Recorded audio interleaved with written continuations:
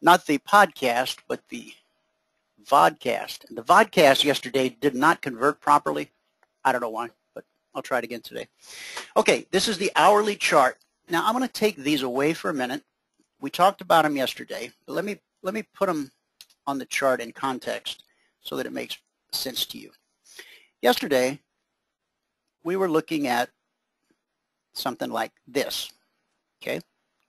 And we talked about where the market might go and what might happen as price was climbing. First, back on Monday, price topped out here, and I put this little circle on the chart, and I said, based upon how this candle was shaping up, it looks like we might have a high end for the day on Monday. It actually went a point or two higher, or a few ticks, but that really was the high for Monday.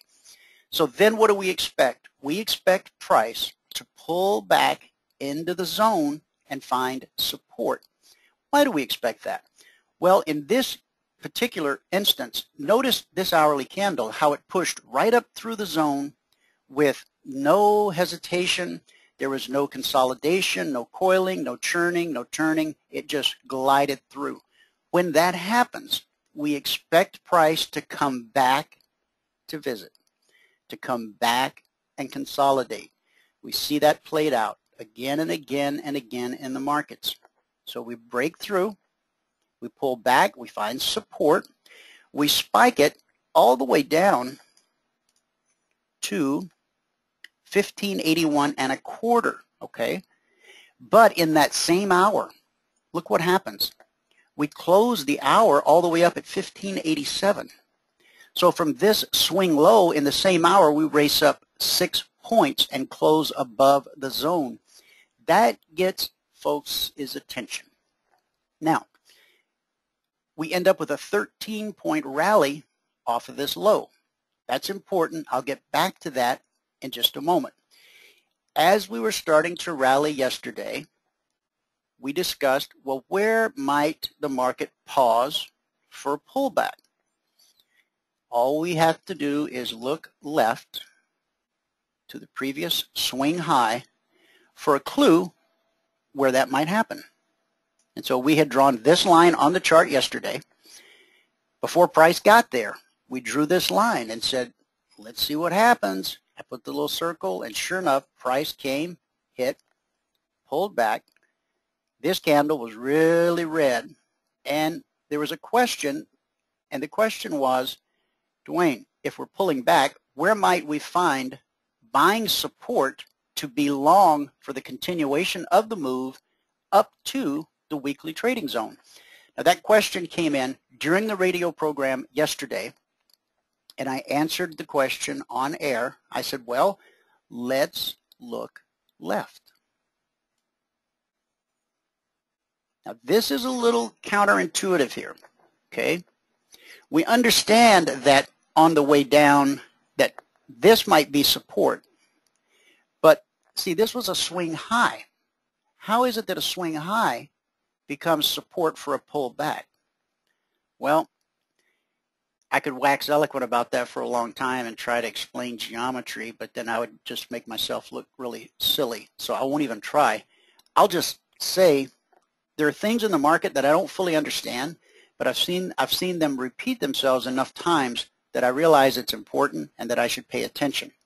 So I laid out a couple scenarios. I said, now that we found this top at this swing high, the places for pullbacks would be either here at this swing high or a deeper pullback, which would take us down to the zone, okay? Turns out that that swing high there was sufficient.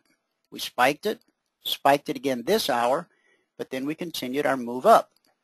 And then overnight, we pulled back, got this little flat area for 1, 2, 3, 4, 5, 6 hours, okay? Now, let's take this little horizontal line that I drew and let's extend that across.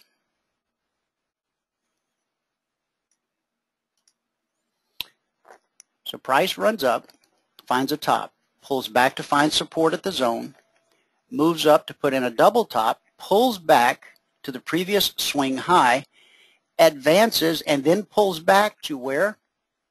See, resistance, resistance, and now support. And off we go up to the next weekly trading zone, which is once we did this, once this candle closed, the next place we expect to go on the chart is here. Now, we missed it by 2 ticks. 96 is the zone. We only got to 95.50. Sometimes that happens. Weekly trading zones are an area. Even though I missed it by 2 ticks, the guys said they're going to let me come back and hang out in the trading room with them again tomorrow. They're a very forgiving group. I encourage you to join us. So then what happens? Well, price just kind of collapses. 1 hour, 2 hours, 3 hours, 4 hours, comes right back down to the zone. And what do we expect? We expect there to be support. Now, in the live trading room, I said, guys, yesterday, buyers came in and started bidding this thing up at 81 1/4, and it led to a pretty healthy rally. So today, watch for buyers to come in a little bit early because they don't want to miss that run again. And sure enough, they came in at 82.75. Yesterday, 81 1/4. Today, 82.75. And boy, when they came in, look at, they ran it right up, closed bullish on the hour, back above the weekly trading zone. And we've just kind of gone sideways here for a couple hours.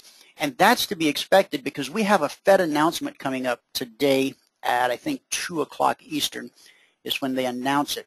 Now, I'm going to say this, guys. We don't expect the Fed to lower rates, of course. And I don't expect them to raise rates. But I got news for you. If there's even a hint of them just discussing, when they might raise rates, the bottom could fall out of this market. It could be serious. Richard Russell in the headlines today said he feels sorry for the bears. The new House Finance Chair went on a luxurious ski vacation with Wall Street bankers. And this headline is just so bizarre, I got to share it with you. Today is May Day. And so it's not that big of a deal here in America, but around the world, leftists and laborers are protesting. One noteworthy feature of the marches is the posters of former dictator Joseph Stalin being carried around in Russia. Stalin died 60 years ago after a 3-decade rule during which more than 6 million innocent people died, many in the Gulag network of labor camps. Russians are largely ambivalent about the Kremlin Highlander, but many believe that Russian President Vladimir Putin has fueled a Stalin resurgence since he rose to power in 2000. So if you go out and look at the news, it's kind of, I don't know, bizarre to just see all these people marching and carrying huge posters of this guy around. So happy May Day to you. All right, that's around the chart in about 20 minutes. I'll pass the mic over to Michael now so that he can take us through the recap. We finished off yesterday a great month, our best month on record in the live trading room. Michael, good afternoon. Good afternoon, Dwayne. Our total was, what, 5,300 for the month? Yeah, 53.92.50. 2 hours a day, trading one contract, but after commissions, and this is using an $8 round turn commission, and we don't pay $8 for a round turn commission, and neither should you. If you're paying $8 for a round turn, you need to call Bert Schlichter at 866-928-3310 and let him fix you up. Yes. What was it after commissions? $3,600. Okay, now that's what that $8 thing, Yep. a more reasonable commission would would add a few $100s to that. Yeah, I mean, if we just knock it down to 6, I can do this. I have that kind of power. There you go. Be $4,048.50 if we knock it down to a $6 commission. All right, that's based on one contract. That's trading multiple markets. That's taking a lot of trades. Well, if you've been in the live trading room, you know what that is. You know what it looks like. If you've never been in there, come hang out with us for 5 days. It's free. Don't need a credit card. Don't need your mother's maiden name or the street you grew up on. Just go to cfrn.net/apply. Fill it out. We'll send you not only the link to the trading room and the password, but we'll send you a link that lets you download the platform and our indicators. The indicators that you end up owning if you become a partner We let you use them for 5 days free, and we teach you how to use them. So you can make a well-informed decision whether or not becoming a CFRN partner is the right thing for you. So get started on your journey today, cfrn.net/apply. And by all means, use that link that I put into the chat room to come and hang out with us tomorrow morning if you would like to. And Michael, with that, it is all yours, sir. All right, thank you. I will grab the charts, and you guys will see the spreadsheet, I believe, will be the next thing to show. Some of you don't trade crude oil and gold, and that's fine. You don't have to trade crude oil and gold. We trade a lot of things. In the past month, I was just reading a comment. You're welcome, Jeff. That is for one car, and it's not on the ES only. As a matter of fact, it's not on the ES at all. Let me get the recording started. One car. I haven't heard that term in a while. You're reading a really old trading book, but that's okay because the old stuff still works today. I mean, so, but just just interesting to hear that term. Haven't heard it in a long time. One car. That is with one car. That's old floor trader terminology. Let's start this thing up. Here we go.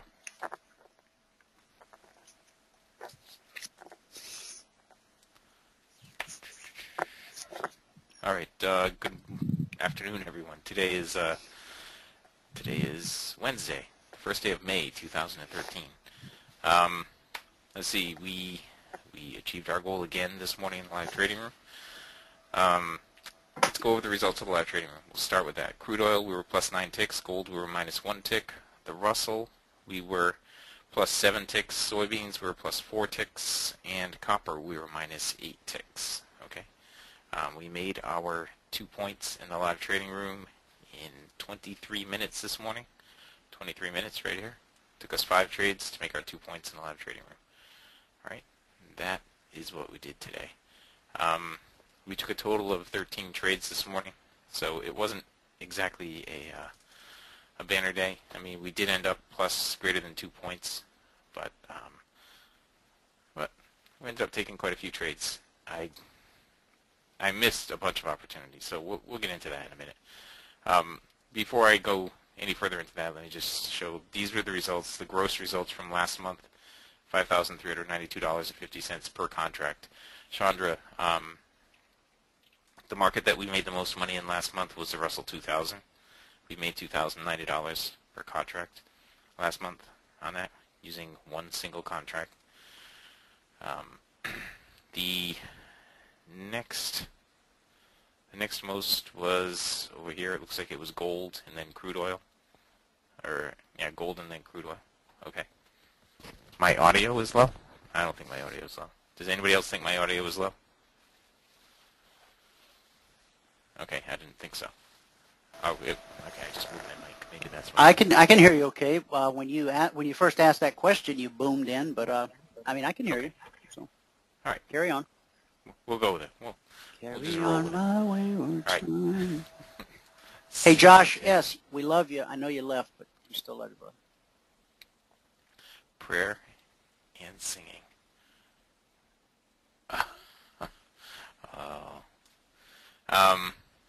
All right. Right here, let's see. The Russell 2000, we made $2,090 per contract last month. Not this morning, last month. Gold was the next highest one, then crude oil, then soybeans, and then a mix of the other things. Okay. That is how it went last month. Now, so far this month, crude oil goes crude oil, the Russell, and soybeans in that order. We'll see how it ends up, though. Now, today, let's see. Today, we had, this is the crude oil chart. I'm just gonna scroll back through crude because there was crude inventories came out today. So it moved around a lot. I wasn't paying attention to it when the crude inventories came out. I must have been doing something else. I think something came up right at that time. And I believe I actually even transferred the charts over to Dwayne, didn't I? I did, I think. But anyway, our first trade of the morning was right in here. We took a break even on crude. The next trade that we took was right here. We took 9 ticks profit on this move right here. What we look for when we trade, bullish cross, test of the BBC with an up close if you have bullish divergence down here and the cycle is blue. If that is not the case, then you need an up close above the trend line. Okay, I drew this trend line in. You need an up close above the trend line. I entered this trade 4 ticks off of where I should have entered it. That's why I got out so quick. I should have been entering down here, not up here. I ended up taking a break even on that trade. I wish I would have entered it properly, because then I would have just trailed my stop up. But as it started to move up, I got into the next opportunity up here, and I took some profit on that, 9 ticks profit. I got into the next one up here, and I ended up taking a break even on that. All right, price moved around a little bit, came over here, it stopped me out right here. I took a short trade right here, and it stopped me out. Now, when it stopped me out, I wanted to point out, we were in a box here. That was one thing that I was pointing out, and there was a news event coming up that I had not been paying attention to, and that's why I think it jumped out of the box. There was also bottoming right here. Okay, if you look at, wow, that was weird. If you look at this area right in here, the green line got into the cycle, and we didn't put in a lower swing, so that suggests bottoming.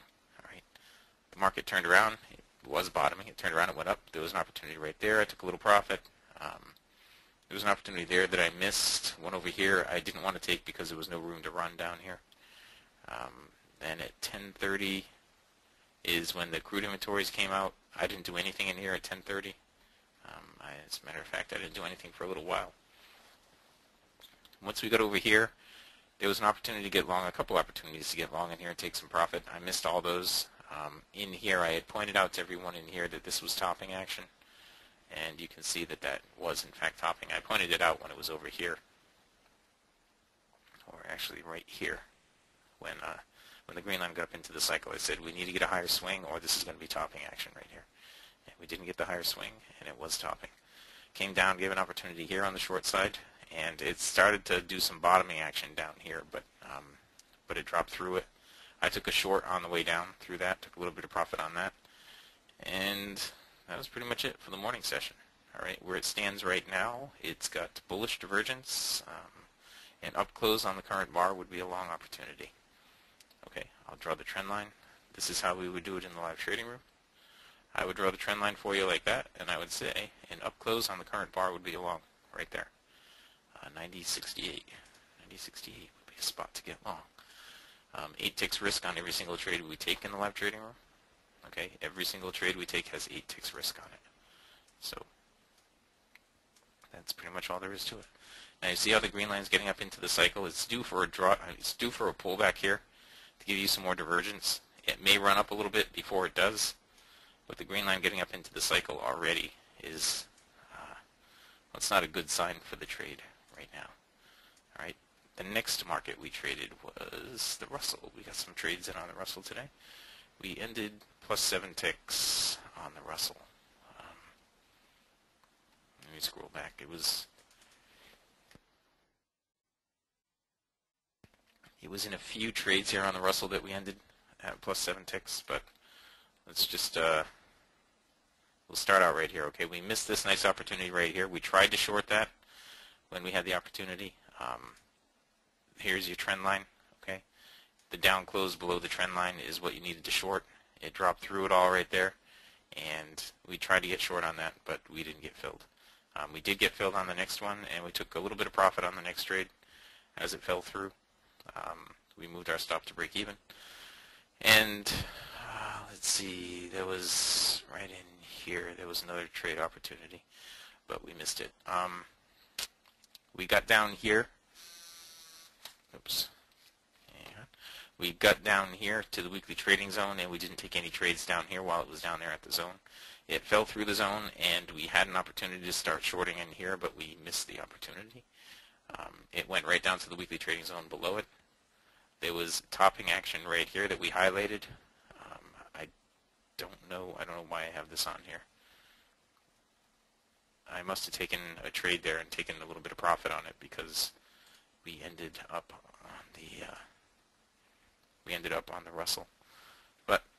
And it's been all around this weekly trading zone right here for the last 2 hours. It's been around this weekly trading zone. It finally just fell through it, went down within a couple ticks of the zone down below it, pulled back up to test the zone that it came through, and that's where we are right now.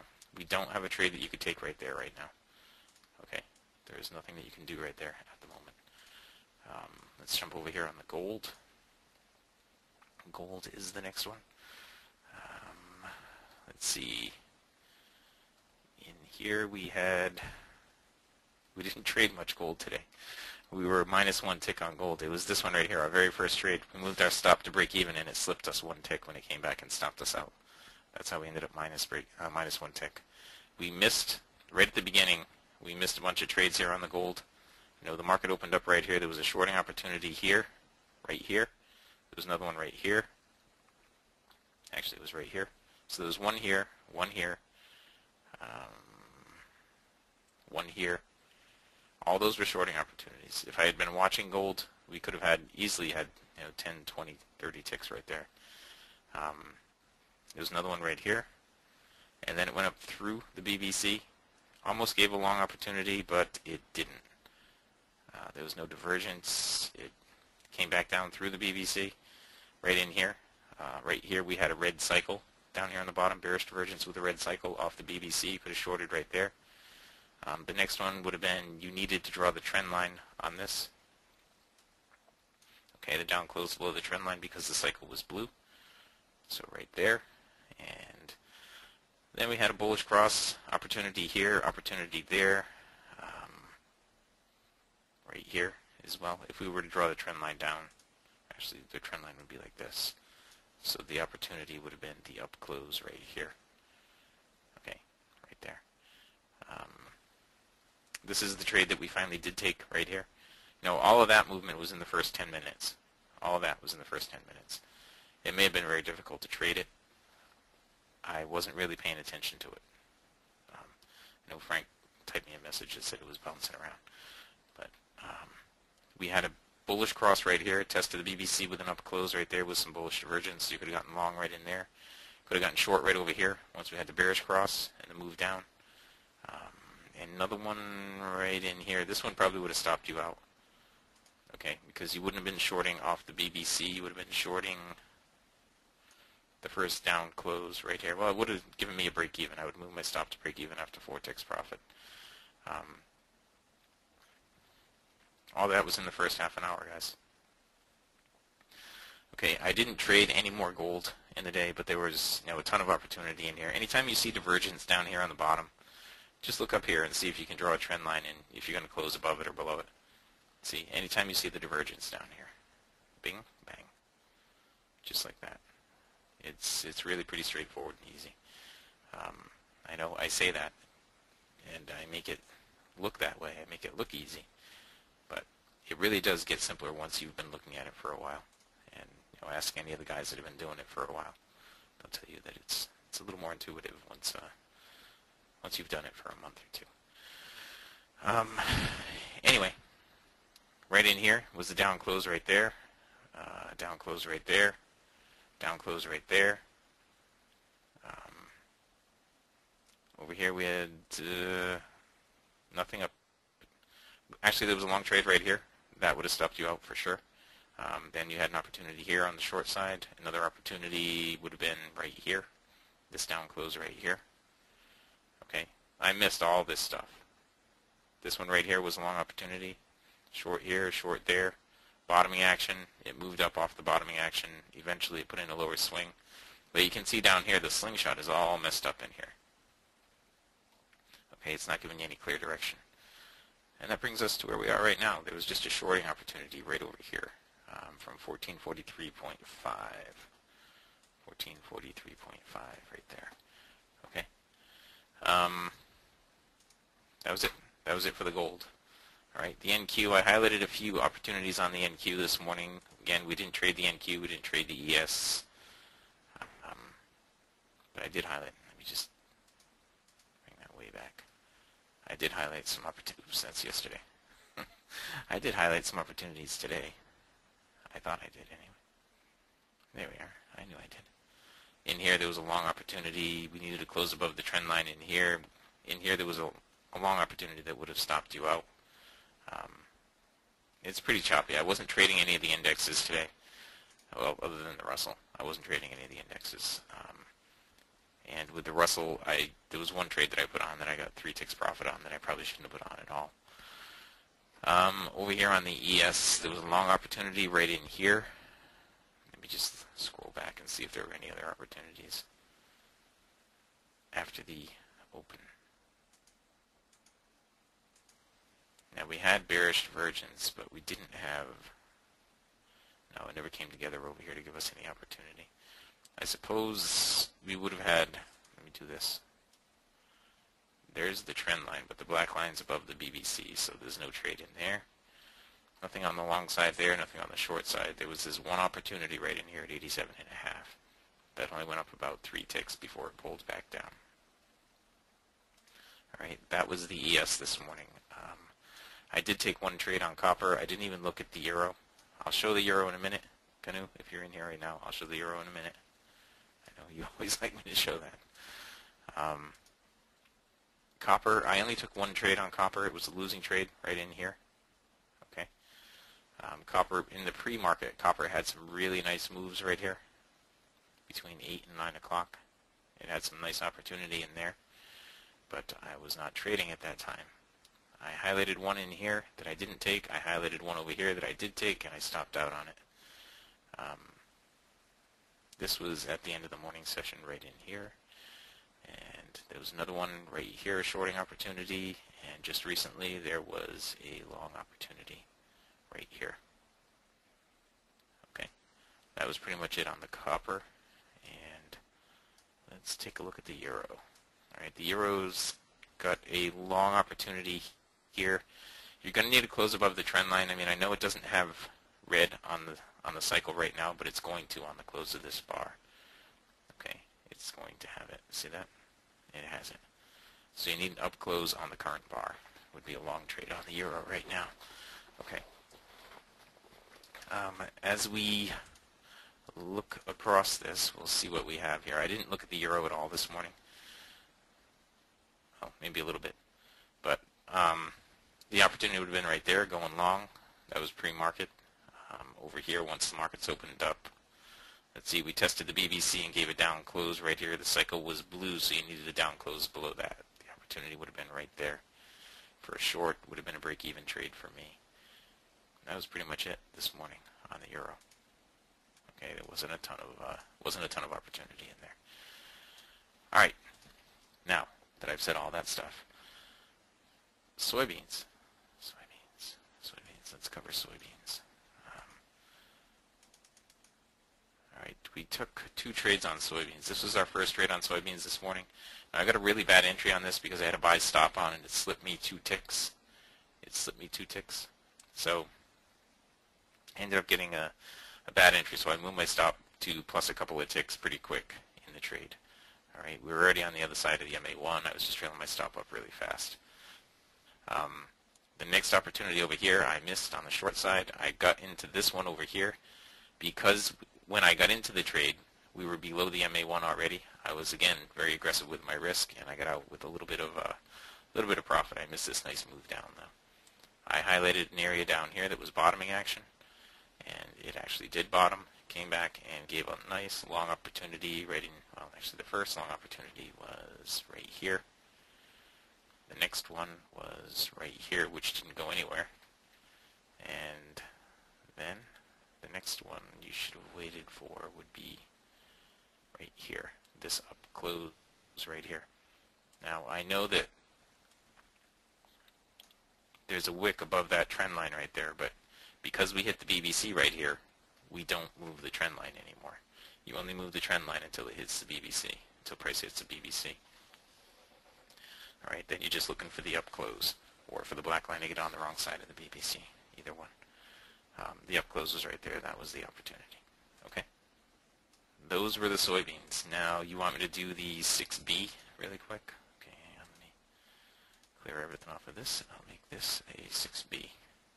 Oops. 6B. Now we do have weekly trading zones for the 6B. I don't have them on here because I don't normally look at the 6B, but this is what it looks like today. Okay.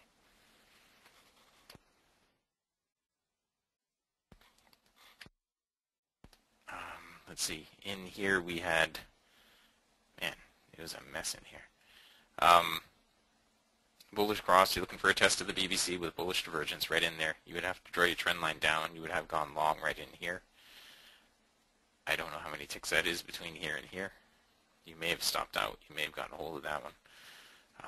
It continued, and divergence was the wrong way in here and in there.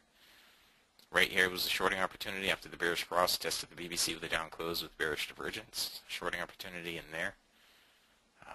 Over here was a buying opportunity, bullish cross, tested the BBC with an up close with a bullish divergence down here. All right, same thing right here. On this one, you would have been buying this though, right here. Okay.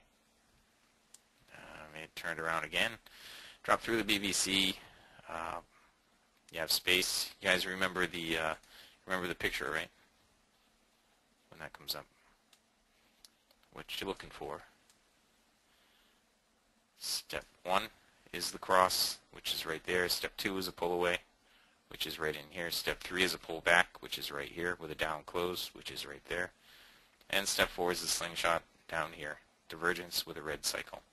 You had all that stuff right there for the shorting opportunity. Okay. So you could have shorted there, and there, and there. It turned around and went up. You could have bought right here. Okay. And turned around again and started going down, at which point you could have sold right in here. Right there you could have sold. Right, the black line is still below the BBC on that, so you could have shorted right in there. All right, that's pretty much it. It's 12:48. I'm going to wrap up the recap right here. I know we have a special guest coming on in about 12 minutes. We want to get David in here as well. If anybody has any questions about anything, you can email us at support@cfrn.net. If you have not taken a free trial with us, go to www.cfrn.net/apply. Sign up for the free trial. In the free trial, you get 5 days in our live trading room. You get access to all of our indicators and the charting platform. You get access to Dwayne and myself if you need any help with anything, if you have any questions with anything. Access to Bert and Leslie. You know, they'll help you out. They'll help you with the setup and all that stuff. And we'll walk you through the trades. Okay. For everyone who is in here who is on the free trial, there is a partners meeting tomorrow night. In the partners meeting tomorrow night, I will go over in more detail what's going on with the bias line down here, okay, on the slingshot. More detail how to use it, and perhaps it will even be distributed in the partners meeting tomorrow night. All right, so you got to get into that partners meeting. If you're already a partner, just a reminder, there is a partners meeting. If you're not a partner yet, you need to become one. If you want to become one and you don't know how, just send us a quick email at support@cfrn.net. It says partner info in it, and we will send you off all the information you need. Okay. If you are on the free trial, yesterday, you should have something in your inbox right now.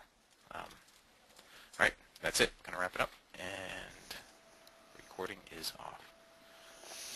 All right, Mike. Thanks very much.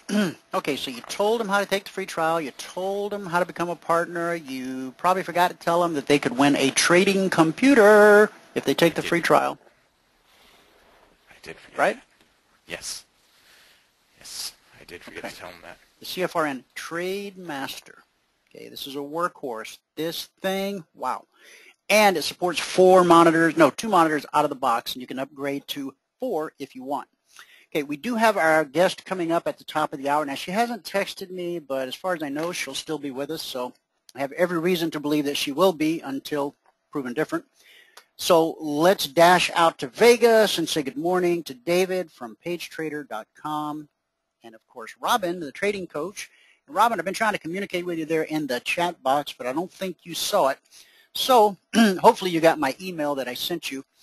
Right now, guys, anything else, Michael, we need to cover before we go? Nope. I think we're good. Done?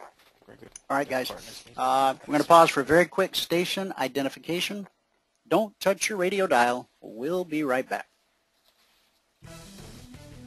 You're listening to CFRN, a community of believers who trade for a living. To learn more about who we are, what we do, and how we do it, call toll-free 1-866-928-3310, and we'll send you out a no-obligation information kit absolutely free. 866-928-3310.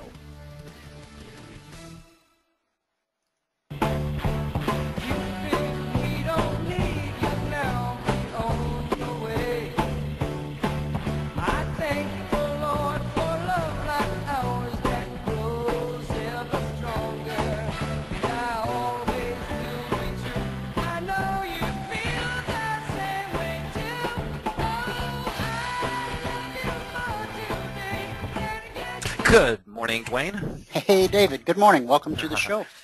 Thank you very much. My pleasure to be here. Good morning, Michael, as well. And Oh, Robin, sorry, I'm on my way to unmute your mic right now. Just keep that positive thought. Hang on. Coming your way. Here we go. And he clicks. Good morning. And running across the room, it's a great day in Las Vegas. Awesome. Hey, did you get the email I sent you? I only got the email about your guest. Yeah, Is that right. the one? Okay. Yeah, that's Okay. the one. Just want to make sure. Okay, yes, I did. Thank you. Because we think you're the appropriate one to really, come to the front today and ask some questions. Not that David and I won't have questions or make comments, pithy comments. No, we won't make pithy comments. Right, David? No, not today. No, not today. And but interesting guest, and so I'm looking forward to that. But let's do what we normally do. Shake hands, say good morning like 9 times, ask if there's any news. It's May Day. Happy May Day. Yeah. Happy May Day. Yes, May Day. I'm surprised. I woke up this morning and I was surprised that it is May 2013. It seems to me like December just happened. Like we of 1989.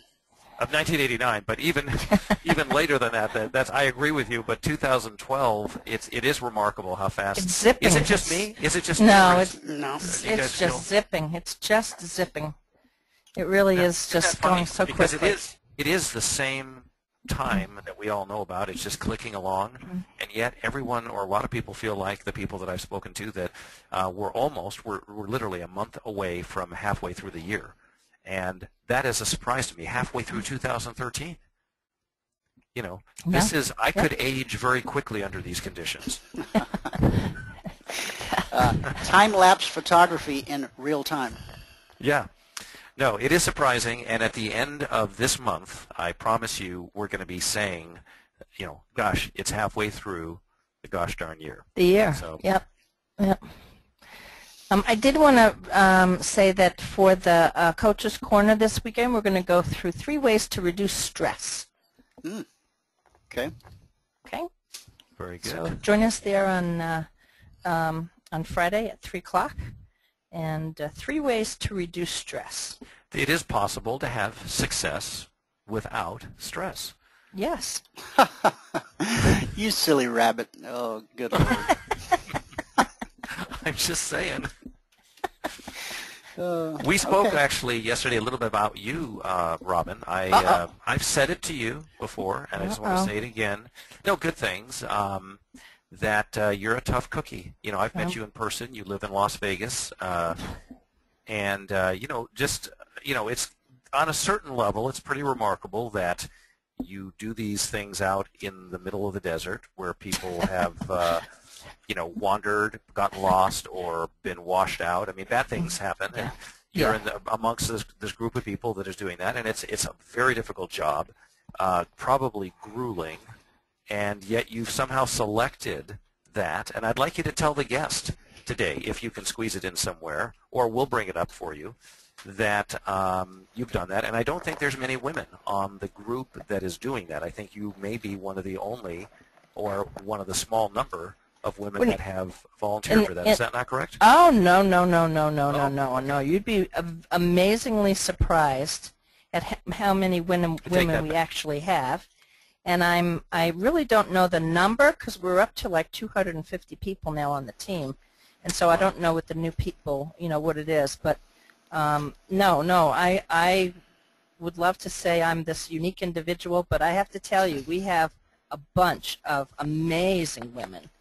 Some are in the medical field, some are technicians, some work for the water district, some are housewives, some husbands and wives are on there together. We have, I'm amazed at how many women we actually have, and they are all tough cookies. In fact, when they show the videos, you'll see how many women are on there. We get a kick out of it, because when they put the videos up, they have the videos from the old days when we really didn't have uniforms, and we always tease this one girl. She has this big floppy hat, and they always show her in the thing there with this big floppy hat. We have uniforms now, so it's always Norma and her big floppy hat. But no, I would love to take credit for saying, yeah, I'm one of these unique, amazing women. But no, we have a bunch of amazing women, and a lot of them. Great. And we're going through what they call a SARTEC 2, a search and rescue technician 2. We're getting certified so that if something did happen, God forbid, in Vegas or Arizona, California, and any of Utah, any of the aligning states, they could call us in. So, and to do that, you have to just start with a 30-pound pack and go 10 miles. So, we're just going through training on that. So, each level's a little different. And no, we have women on the command post team. We have women that are getting their SARTEC 2s. We have many women. So no, I would love to say I'm the only one, but I am not the only one. And there are a lot of really gritty, not gritty women out there. I mean, you would never know.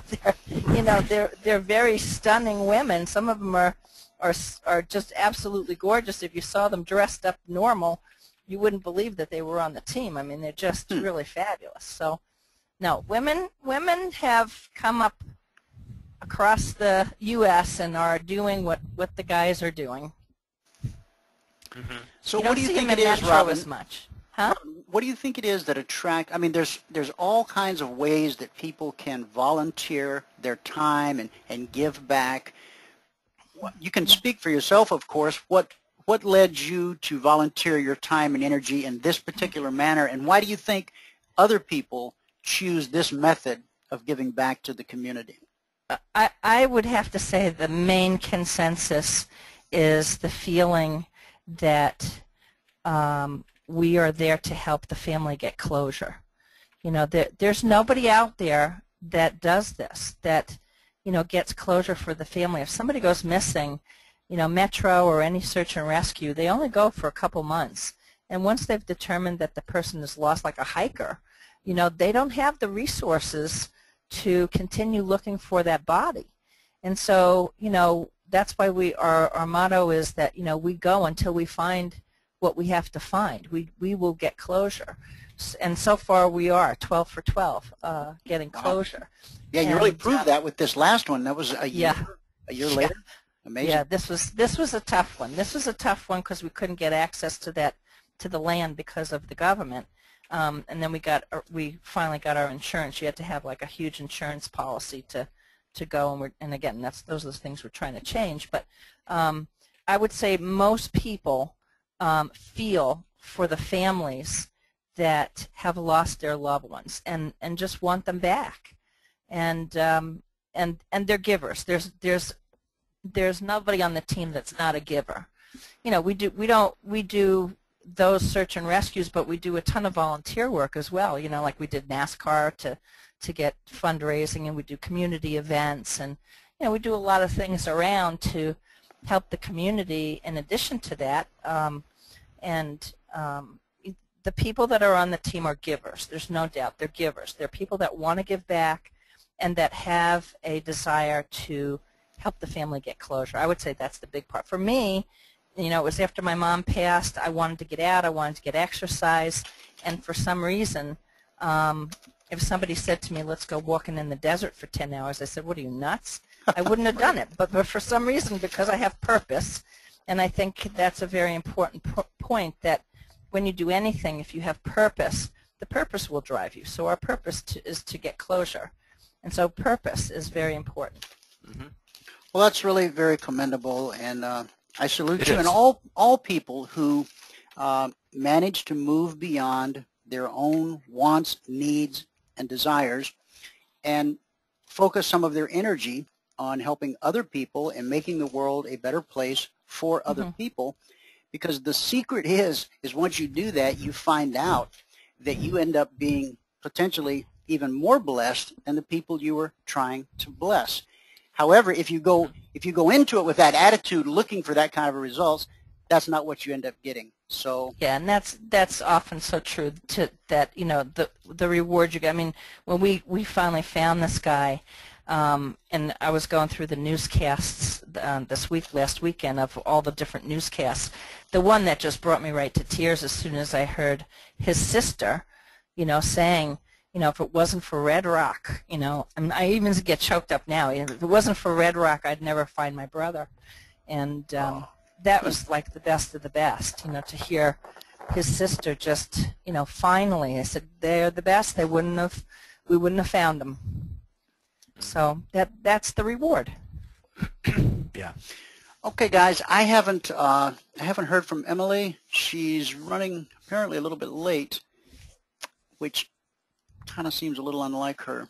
So I'm going to shoot her an email to see if we got our wires crossed in any kind of a way. When did you last communicate with her? Last week. Okay. I probably should have sent her an email this morning just to remind her, but I'm going to shoot her an email right now. And Leslie's standing by to take the call and patch her in. She might just be sitting there chatting with Leslie on the phone, because I told Leslie that she could come in and ask questions if she wanted to. No, she hasn't called yet. What's that, Bert? Huh? She hasn't called yet. Okay. All right, I'm going to send her an email right now. Okay. And we'll go ahead and just, you know, talk about the market. So, Bert, goodness, put a bell on that cat. Bert? He's already gone. Good hold Lord. on, I think. He's in. He's out. No, hold on, we're checking. This might be her. Is that her? We might have. No, it's not? Okay. No, it's not her. All right, I'll be quiet again. No, we wanted to ask you, like, you know, how's things? What's the hot topic today? The Fed announcement. Oh, yeah. Yeah, the Fed announcement. Yeah, that comes out, what, in about an hour?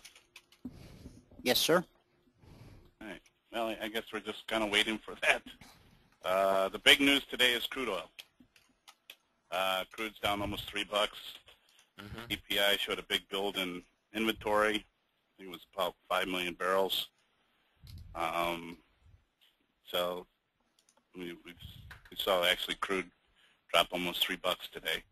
So on a bigger picture with crude, what you have here is one big sideways channel, like a big coil. And coil means congestion, sideways action. So basically, you can flip a coin on a larger scale on which way this is going to go. Are you referencing a daily chart, Bert? You can look at a weekly chart, Dwayne. Weekly? All right, I'll bring up a weekly. Cleaner. And you're talking about the S&P, right? Crude oil. Oh, you're talking about crude? Oh, okay. Yeah. Hey, maybe I should listen. Maybe I should pay attention. I don't know. GCLN, are we in July? Yes or no? June. GCLM3. Yeah, I'm the host of this radio show. Sure. What's your point? Okay, weekly, the man said. Okay. We're breaking to new lows in the S&P as we're talking here. Yep, okay, there's the weekly, Bert. I pulled it off. June crude weekly chart. Oh, look at that thing. Look at that. I mean, it's just a mess, but, you know, I think that's what's creating a little bit of the volatility there. You know, it looks like it's going one way, and then we do an about face and go the other way, and it's kind of trying to find an identity here. Oh, yeah, when we power up out of this, or whichever way we break. Now, crude inventories today, that's the highest inventory numbers on record ever, right, Bert? Mm-hmm. So there's I'm still the presenter, by the way. I have the charts still. Oh, you got the charts? Oh. Yeah. I know you were just talking about it like everybody could see it. Let me think. Well, I'm sure glad you brought that up. We're running on all cylinders. Thank you today, for that. people. Well, yeah, Emily threw me off when she didn't show up. Emily, where are you? She must be having some kind of a problem. I emailed her. All right, go ahead. All right, now you can see this weekly chart, and that's a what technical term do you give that, Bert? Congestion pattern or a coil. So I Wedge? think that's why the trade has been really tricky. In that, you know, you can make an argument for both directions. So there's been some head fakes along the way, whether we're going up, whether we're going down, and just kind of a tug of war. So what's the predictive outlook? I don't know. You can make an argument for both sides. How would you play it? I don't know. Until we, as long as we continue to stay in this coil, the best strategy is almost to try to sell a strangle, where you're selling calls and selling puts just outside the range and letting the premium expire worthless.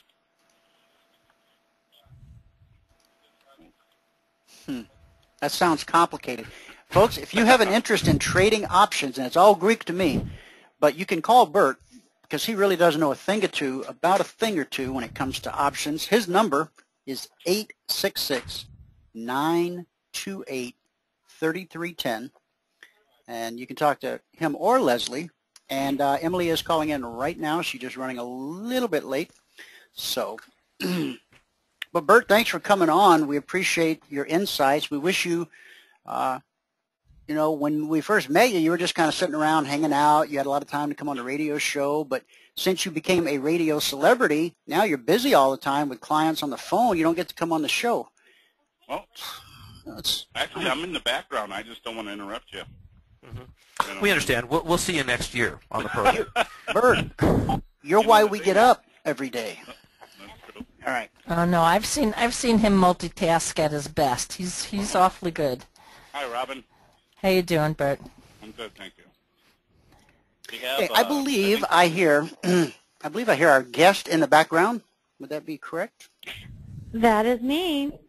Okay, ladies and gentlemen, now you can't see this, but I've got a lot of our listeners are tuned in to our screen, so they can not only hear the radio program, but they can see it as well. Up on the screen is a lovely picture of Miss Emily May, who is the co-founder and executive director of hollaback.org.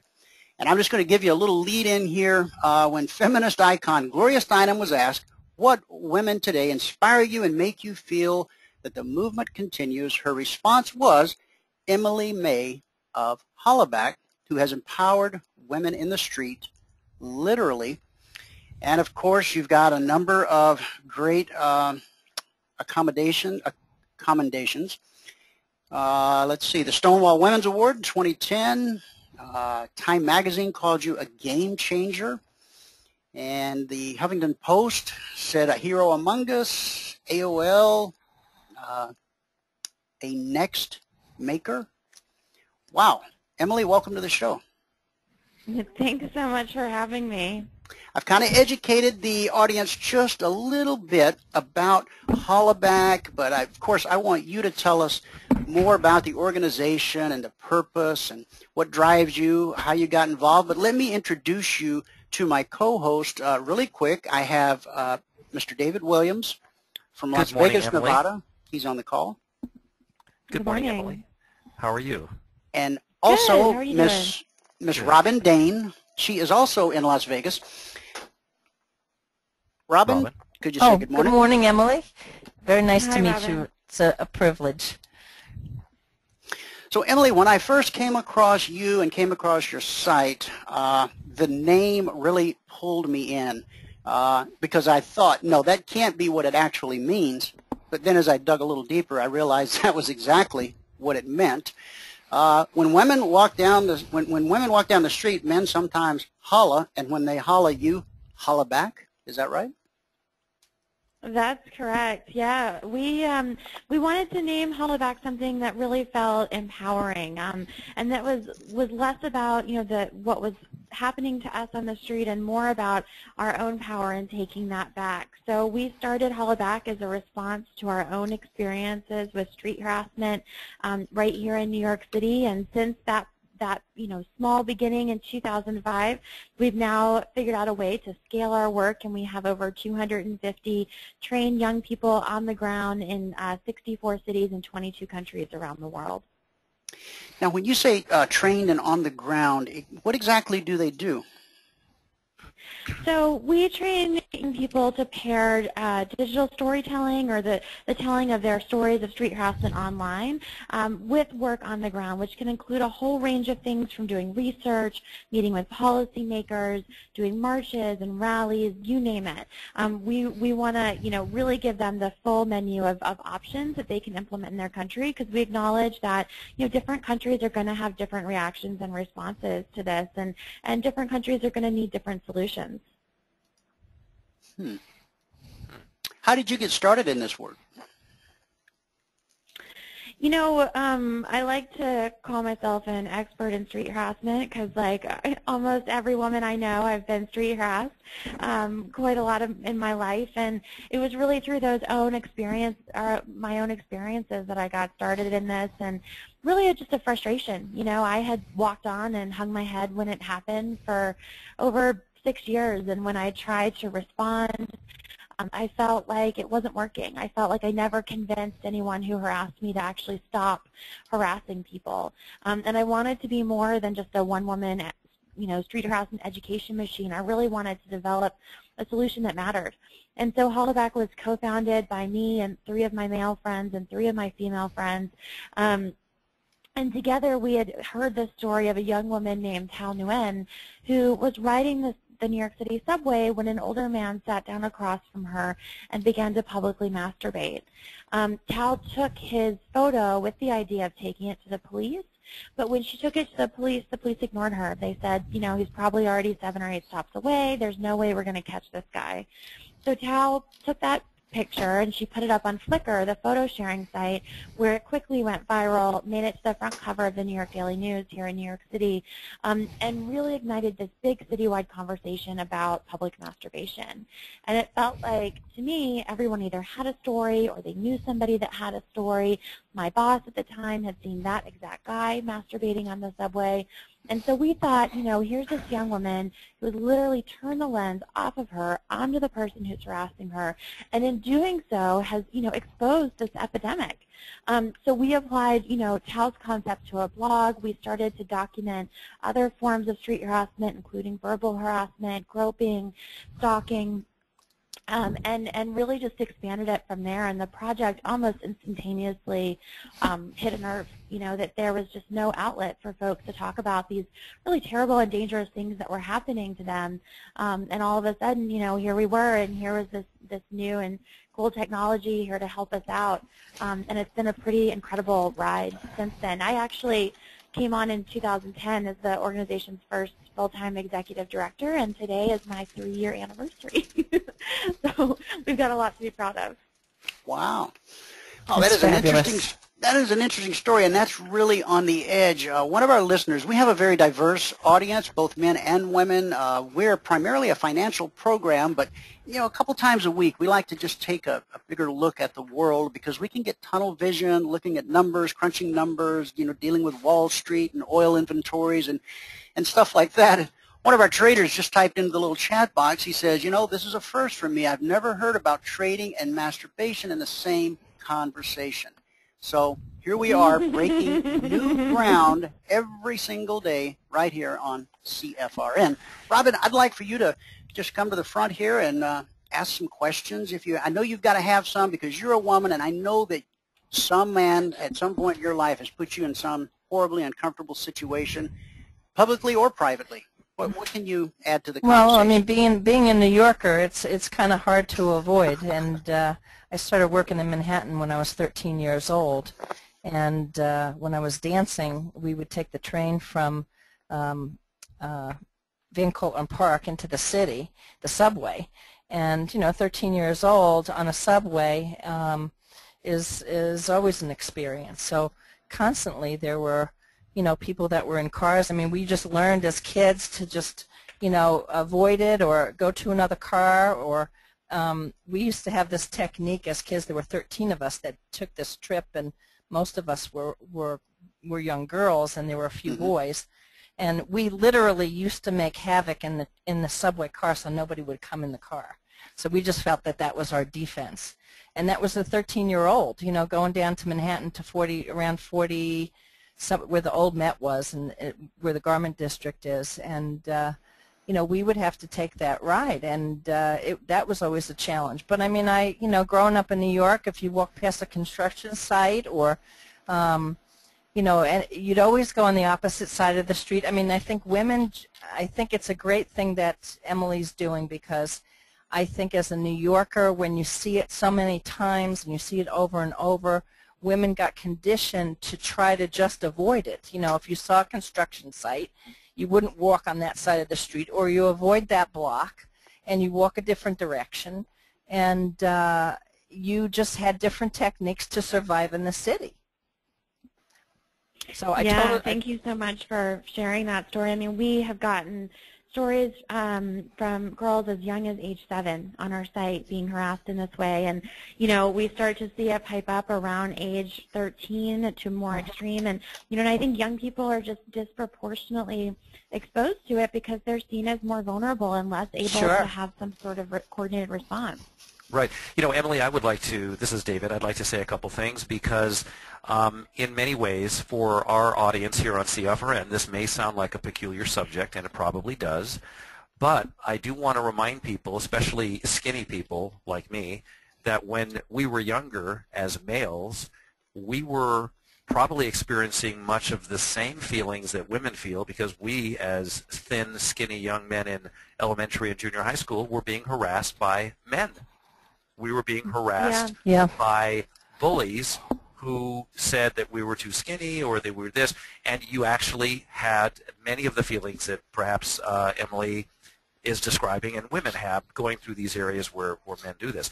So I know I've been in it myself because I did experience that. I was bullied as a young boy, and I know the feelings of fear and uncertainty and so on that come with it. One of the things I thought was interesting also, Emily, about what you're doing is that you're not really looking for new, or if I understand, correct me if I'm wrong, it doesn't seem like you're looking for specifically new laws to necessarily stop people from doing this, but you're trying to make a social conversation out of it, so that much in the same way that littering went away, you know, that people used to litter all the time, and the social consciousness got big enough where, hey, everybody knows littering is bad. You don't really see people do it much anymore, at least in areas that I live in, that you want that to happen to the catcalling and, you know, the whole business of people men harassing women in open social Yeah, that's situations. right. You know, we're not looking to increase criminalization around it. And really it boils down to we just don't see it as being the most effective strategy to end this. We don't hear people saying, gosh, you know, what I wish I could have done when I was harassed is, you know, grab that guy by the wrist and Google the closest police station with my other hand and dragged him off there. You know, I think we would spend all day in the police station if that's what the approach we were trying to take is. And we do. We want to change that culture that makes this okay. And just like littering, you know, if I had a friend throw something out of the car, I would like judge them and I would have a conversation with them. And yet we see all the time people having friends harassing people and making comments like this that are degrading to both men and women, and we're not standing up and we're not saying, hey, you know what, that's not okay. And I think that that's what it's going to take to end this. It's going to take people standing up and saying to people that they know and to people that they don't know, like, hey, I saw you do that and that's not okay. Can I come to you, because I have the same problem with women doing it to me all the time in the streets. Is there someone I can go to? I mean, can I come to you directly with this? Is that something that I could do? You know, I mean, we get stories of both men and women, and a lot of times for men it takes the form of what's called, in our world anyway, gender norming, right? So it's not so much about whether you're gay or not gay, but it's this presumption that maybe because you're shorter or because you're skinnier or because, you know, your shirt's pink or whatever, that you might be perceived as gay. And so we get lots of reports from that, as well as reports of racist forms of harassment. So, you know, it's really part of just one more manifestation of kind of the ills of our society. And, you know, I think what we're trying to do is create a world where everyone can walk down the street and say good morning to each other and never have that comment escalate into something worse. I have one thing I'd also like to throw in, and then anybody else throw this in. One of the things that I'm particularly touched by, because I grew up with a stepfather that was overweight, and he struggled with it his whole adult life. And when I go to gyms, you know, to be getting some exercise, I have seen, and I'm very sensitive to, when overweight people come to the gym, because it's hard to do, because many people that are in the gym are in good shape, and it's difficult to go into a gym when you're out of shape and have to go through the whole thing of showing up and getting on the machines and all that. And I have seen, for myself, people make fun in their own way of people who are in a gym that are overweight, make eyes, do something else, and I have a sensitivity towards that. And I wonder if you would put that in the same category as what you're talking about. They may not be overtly saying something, but putting pressure on people because of their physical appearance. They're there trying to improve it. I mean, God love them for that. But yet there's people there that will still make life miserable for them. Yeah, no, I think that the way people look is just one of those other ways, and quite frankly, one of the ways that we talk about the least, that people are discriminated against. You know, and not just in the gym, right, but for jobs and opportunities, like the way people look, whether it's, you know, their physical appearance or their weight, plays a huge part in how other people perceive them and, quite frankly, unfairly judge them. Yep. I think what's great about what Emily's doing is, you know, this whole category has really, people were turning a blind eye to it. I mean, that's how I learned to deal with it, is just to turn a blind eye to it. So I think just making the awareness, I think, is just a pent-up awareness that's probably just exploding all over when people just have a vehicle to talk about it. I think that's great. Yeah. I think it's fabulous. And you look at, you know, you look at these social issues that we've taken on as a society, and it always starts with, you know, people coming forward and boldly telling their stories, right? And with Hollaback, we've got fancy iPhone and Droid apps and web platforms and activists around the world. But, you know, at the end of the day, it's about people coming forward and saying, you know, like Robin did in the show, you know what, this has happened to me, and it's not okay. And that is transformative. And what you're going to see is floods of other people saying, you know what, it happened to me too, and it's not okay. Yeah. I have a question for you, and this is not going to necessarily rub you the right way.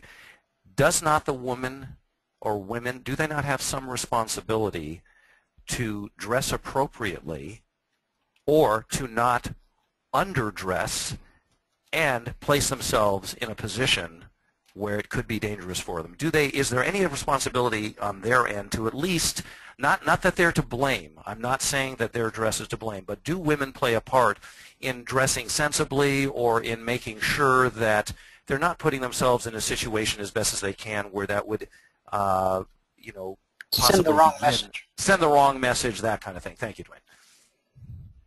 Yeah, you know, I think that people should be able to wear whatever they want in public space and still have the right to feel safe. You know, you think about, you know, going to dance class, right? You know, you're going to be wearing leggings and a leotard and whatever it is to go to dance class. And, you know, maybe you'll have a hoodie over it. But, like, you have a right to wear what you need to wear to dance class. Let me ask you this. Be safe as a 13-year-old.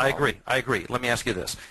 Aside from the right, should a woman use some kind of common sense in what she wears, in spite of the fact that she does or should have a right?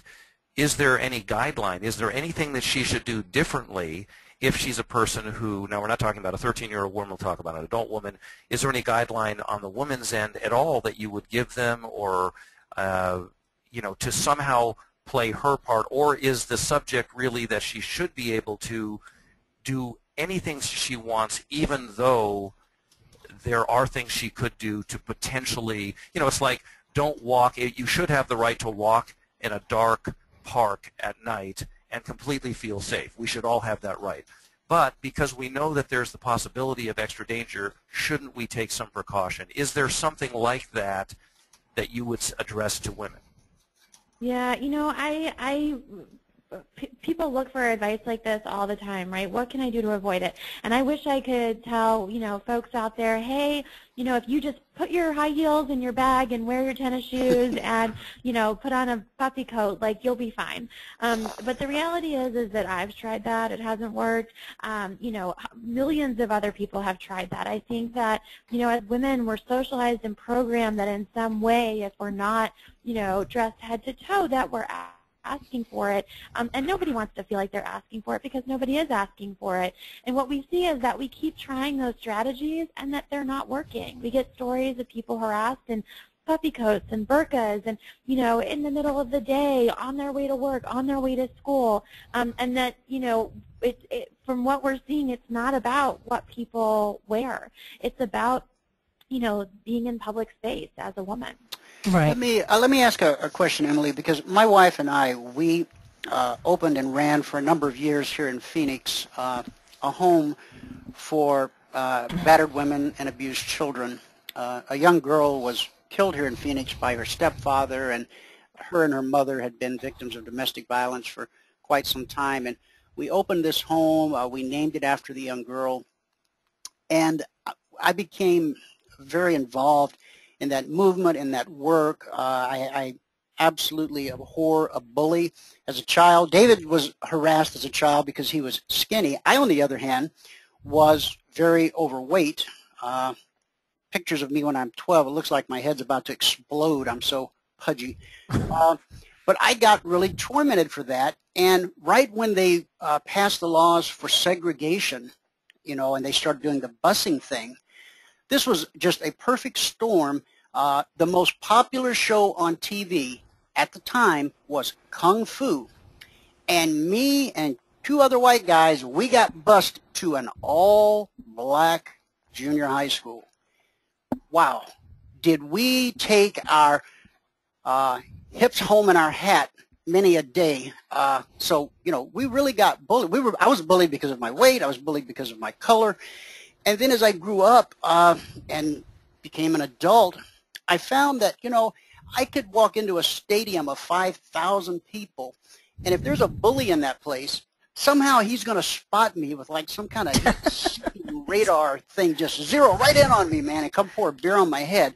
Done nothing to this guy, and, you try to, see, I'm an avoider. I mean, when I see the troublemaker over there, I don't go get up in his grill. I just go to the other side of the room, try to mind my own business. I know he's going to find me eventually, but that's okay. My question to you, I said all of that to get to this. The flaw in the human condition that leads to domestic violence in a home between a man and a woman, is that in any way related to this type of extrovert behavior that we might see on the street, or do you think it's two entirely different things? Yeah, no, I think it's all part of that spectrum. I think there's a spectrum of sexual violence and of gender-based violence. I think that things like domestic violence and rape are at one end of it, and things like street harassment and emotional abuse are at the other end of it. The things on the spectrum, they have a lot of the same impacts. So, like rape or domestic violence, street harassment can cause anxiety, depression, post-traumatic stress disorder. What we see is that it's certainly on a lower level, but that it's happening really frequently for people. And when you are street harassed multiple times a day or multiple times a week, you never know when it's going to happen. You never know, what you can do to prevent it. You try everything, right, from the puffy coats to the giant sweatsuits to not going out late at night, and it's still continuing to happen to you. That has a long-term traumatic impact on you. And I think in terms of where it's coming from, the root cause around a lot of this is just that we don't live in a world yet where women are valued to the same extent, I believe, as men. And I think that, look, we've made a lot of progress, but there still is progress that needs to be made, and I think this is just one of those symptoms of that deeper inequity. I could have been, this is Leslie, by the way. I Hey, could have Leslie. been your hi. Hi, Leslie. I could have been your poster child when I was young. I swear, the world would just see me coming, and cars would stop and people would just harass me to tears. Cab drivers wouldn't let me out of their cars. I mean, we're talking, all kinds of problems. What I did was I took martial arts, and that empowered me so much that later on I would look for situations.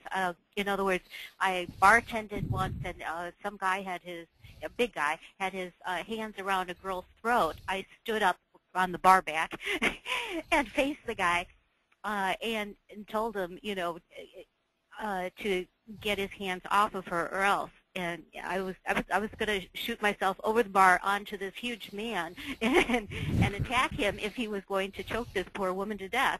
And so I just, ever since I had my martial arts, I cannot find a situation where I could use it. I swear That to is God. funny. That is funny. Isn't that just like life, that you finally get your game in order to take care of it, and it just completely stops at that moment?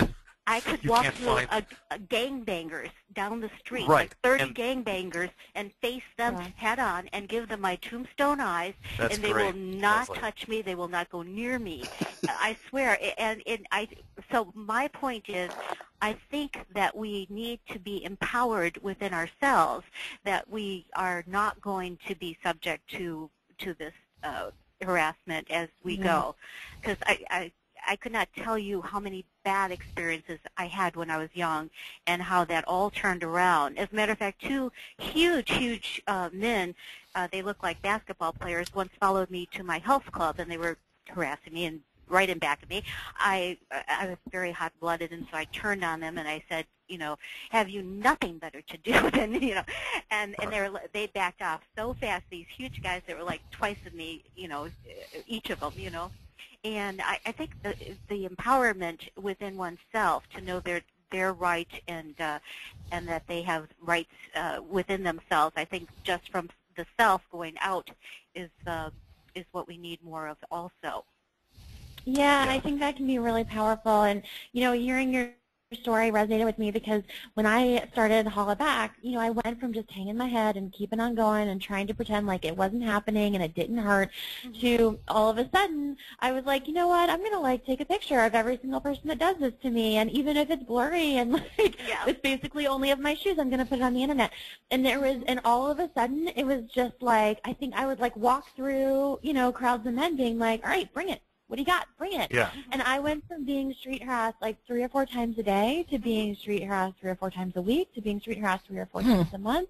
And it was this rapid decrease. And it wasn't just me. We saw it with all of these other people that started, and became really active with Holla Back too. And I think there is something about being able to carry yourself in a way where you don't feel like if this happens to you, there's nothing you can do about it. There's something so powerful about knowing that you have a response.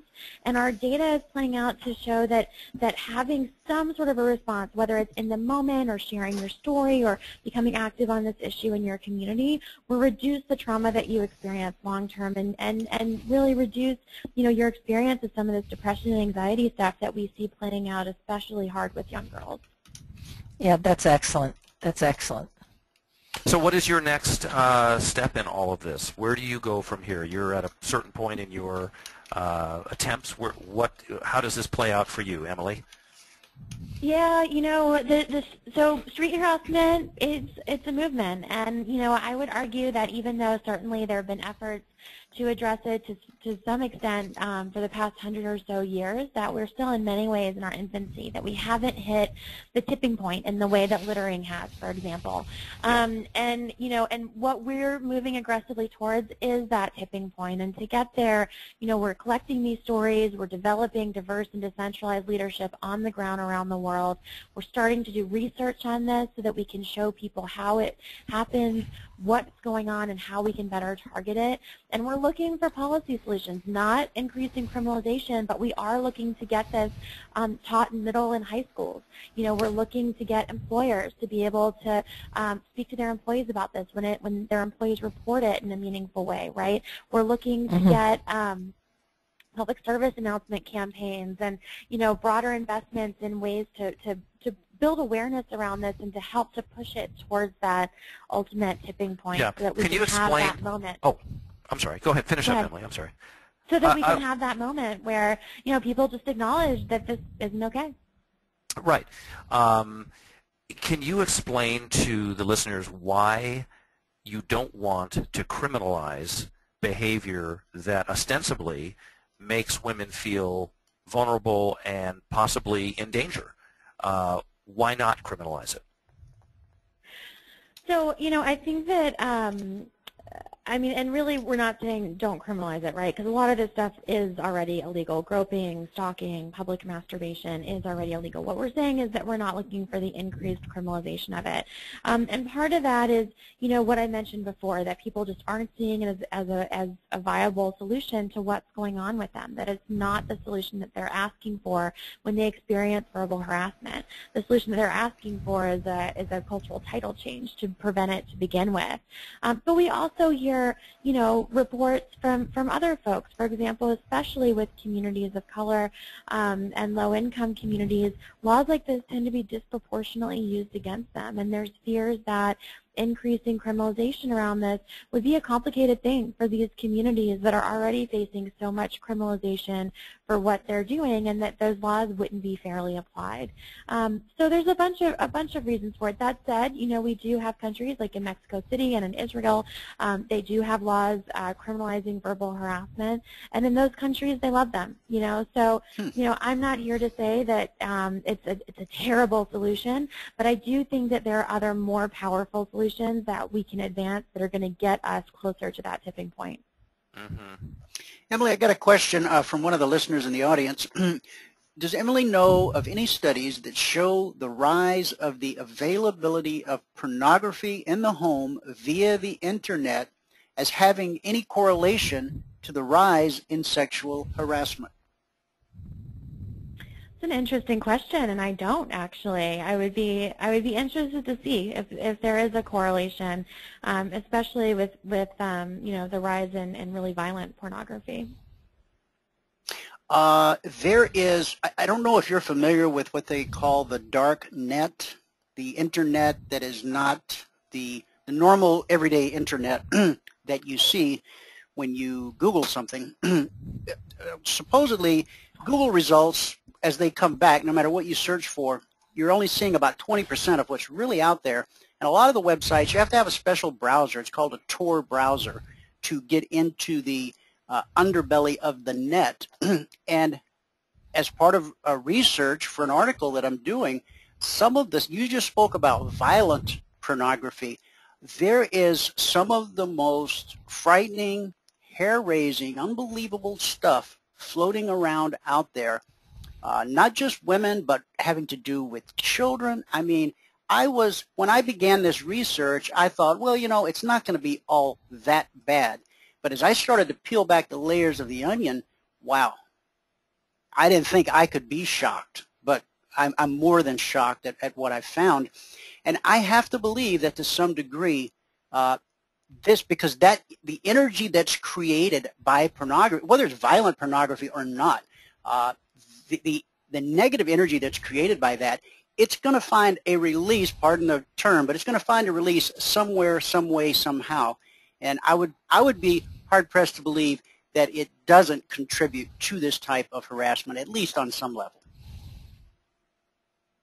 Yeah, you know, I mean, pornography is a broad form, right? So there can be, you know, forms of it that are less and more violent. But I do think that anything that's rooted in a culture of sexism and violence and hate, right, is definitely going to contribute to furthering a culture of sexism and violence and hate.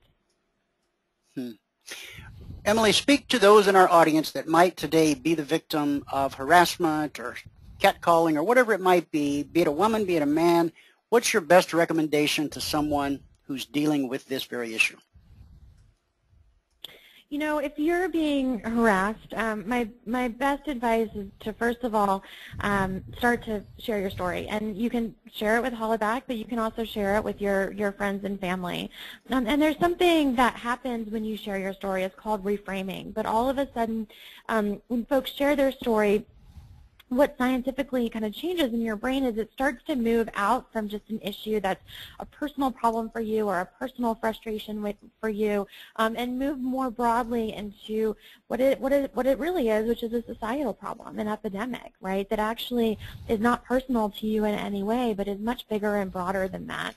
And by reframing that as a bigger problem, it really helps to kind of take away some of that shame or self-blame that we hear reported so often from people who experience harassment. For folks looking for some sort of response in the moment, I think all of us, right, have this like totally witty, brilliant thing that we wish we would have retorted back with when we're 3 blocks away. But, you know, in the moment, what you want to do is you want to firmly and directly say, that is not okay, that is not appropriate, and then you want to keep it moving. You don't want to engage in a conversation with them. You don't want the situation to escalate. You're not there to be, as I once tried to be, a one-woman street harassment education machine. You just want to let them acknowledge that that behavior isn't okay and that you're not going to take it and keep going. Well, Emily, I certainly commend you on the work that you've taken on. I believe it is very important, and obviously you're doing a fantastic job. Keep up the good work, and thanks for taking time to come on the show today, and we certainly would like to have you back again in the future. Oh, I'd love to come back. Thank you so much for inviting me. It was a pleasure to be here today. Take care. Thank you, Emily. Thanks, Emily. Thank you. All right, guys, that was Miss Emily May from ihollaback.org. Quite a story. You can visit her. I put the link in the chat box, ihollaback.org. And let's hear it for, in this corner, Miss Leslie Burton. There we go. And she comes out swinging. Hey, we got to figure a better way to end those interviews. They always end kind of flat. You know, it's like you don't want to just say, hey, you got to go now, but you got to ease out of that. I'm going to have to work on my segue. I'll have to. Well, that wasn't too bad. Yeah, it was all right. That was fine. You know, my only thing, I just want to throw my little last piece in, and when we get to the markets, I do see absolutely the need. We've all been through it on some level, especially if you were in high school or junior high school and had issues, whether you're male or female. But I also, in this interview, got a little bit of that sense of there's a should be, this is the way it should be, and this is the way it actually is. And the should be is that people should be able to walk down the street and have no worries at all that they're going to have anything happen to them. But the should be isn't the real. The real is that this is what's happening, and I would want to, I know it's mostly a male audience, but I would, if it was my daughter or somebody else, I would want to, I would tell somebody to dress as appropriately as they can, to avoid certain areas if they could, because even though the should be is that it shouldn't happen, right, and that they should be able to walk down wearing whatever they want, the fact is that they're going, it does happen, and they're going to be putting themselves in danger. And I got a little sense from her that she wouldn't advise women to protect themselves and take reasonable precautions, that it should be this way, and that's all there is to it. And I think I would want to, especially if it was a person that I know and cared for, I wouldn't want to just should be them. I would want to say, you know, you might want to take this route, you might want to dress this way, just to try to avoid the trouble that could happen. Something like that. Well, you know, I understand. Go ahead. I have to give you my point of view, and I absolutely violently agree with her. And a woman shouldn't have to totally change everything they're doing just because men can't control themselves. I mean, that's the other side of it. So, you know, you want the freedom to do exactly what you want to do, and you don't want to be accused because you decided to wear something. And men can wear whatever they want to wear. So, you know, why shouldn't a woman have the same exact calling? And I do understand where you're coming from. I do understand where you're coming from. And I'm a person that, you know, totally, you know, was accommodating at the time and avoided all the stuff, you know, when I was in Manhattan. And Leslie, I have 2 belts. So I have a green belt and the black belt, and I totally agree with you that it does empower you at the time, and you do have a sense of, you know, get out of my face, or you're gonna get it from me. I'm not gonna just sit quietly by. And women have the right to do what they want to do, and you're creating rules to make it comfortable because it's a guy thing. Guys need to start controlling themselves. Well, I'm not saying to change any rules. I'm saying shouldn't they take some precaution, knowing that it is possibly dangerous to them, and that especially if they're in an area where there's, you know, corridors and hallways and God knows what else, shouldn't they take some precaution? Is the should be is that it just should be this way. Shouldn't there be some practical things that they should do to protect themselves from a possible attack, possibly causing these things to even happen, so on, that kind of thing? It seems like there's no practical side from what she said other than because it should be different. No, because you know what? It'll happen anywhere these guys want it to have happen. It's not going to happen necessarily in a doorway. It's not going to happen necessarily in an alley. It's not going to happen. It's going to happen wherever these people are. It doesn't make a difference. Here's the thing. Where they are. Like David, I have a daughter. My she's only 5, so you know she's just getting picked on by probably the other girls at school at this point. But she's going to grow up into a world that is not necessarily kind. And while I'm going to always encourage her to assert herself and to stand up for herself, I'm also going to encourage her to liberally apply common sense to every situation that she encounters. The analogy that David used of, hey, I'm a man and I live in New York City, but if I want to go walk in Central Park at midnight because I work days, I should be able to do that without worrying about getting mugged. Yes, you should be able to, but that's not the reality. And if you go walking by yourself in Central Park at midnight, probably pretty good chance you are going to get mugged. And so are you going to defiantly do it anyway? No, I mean, you have to be smart. I mean, the key thing is you have to be smart. And that's what I was saying. And there's a difference between being smart and accommodating the whole world around you just because you don't want to appear to be, opening yourself up to something that's bad. You know, and you know who's to determine what's provocative and not provocative? Get a person in a gunny sack and another guy thinks it's provocative. They're in trouble too. I mean, it's just no. You know, I mean, I think you have to be smart. Okay, you got to be smart. I took what she said in the spirit that it was given about the attire, and I recognize that. Well, let me just say this: on a subway, if there's a woman in stiletto heels and a micro mini skirt and a woman in a burqa, guess which one is, let's think in probabilities like a trader. Who has the higher probability of getting harassed, right or wrong? Who has the higher probability of getting harassed? Does that mean you can't wear the high heels and the skirt? This is what I'm trying to say, though. If these guys want to harass you, it really doesn't matter what you're wearing. I think it does.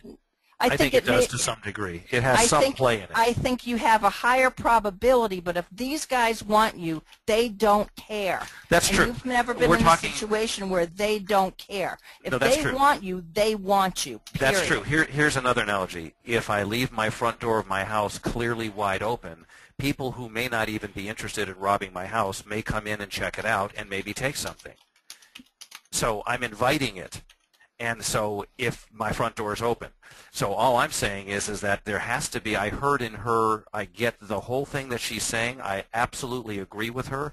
But I think when I asked her, is there any practical things you can do to make sure that while this issue is being resolved, that women do smart things to keep themselves safe, the answer is no. Women shouldn't have to do anything. And the ideal, the should be, it all should be good, that is actually, I think, placing women in danger. I think you should give women some smart things, and women already know the smart things, I think, to do. And sometimes they're forced into situations, I totally understand, where they cannot avoid it, and all that is unfortunate. They have to do the smart things, maybe even carry pepper spray and whatnot on them. But I'm basically pointing out the difference between the ideal, here's the ideal that we're working for, And it shouldn't, these women should be able to do whatever they want, I agree. But the practical world is that these things can and do happen, and you don't want to put yourself in undue danger.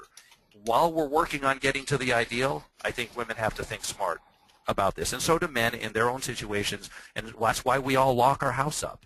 Nobody should just wander into our house, but we lock it to protect ourselves. We're doing street smart things.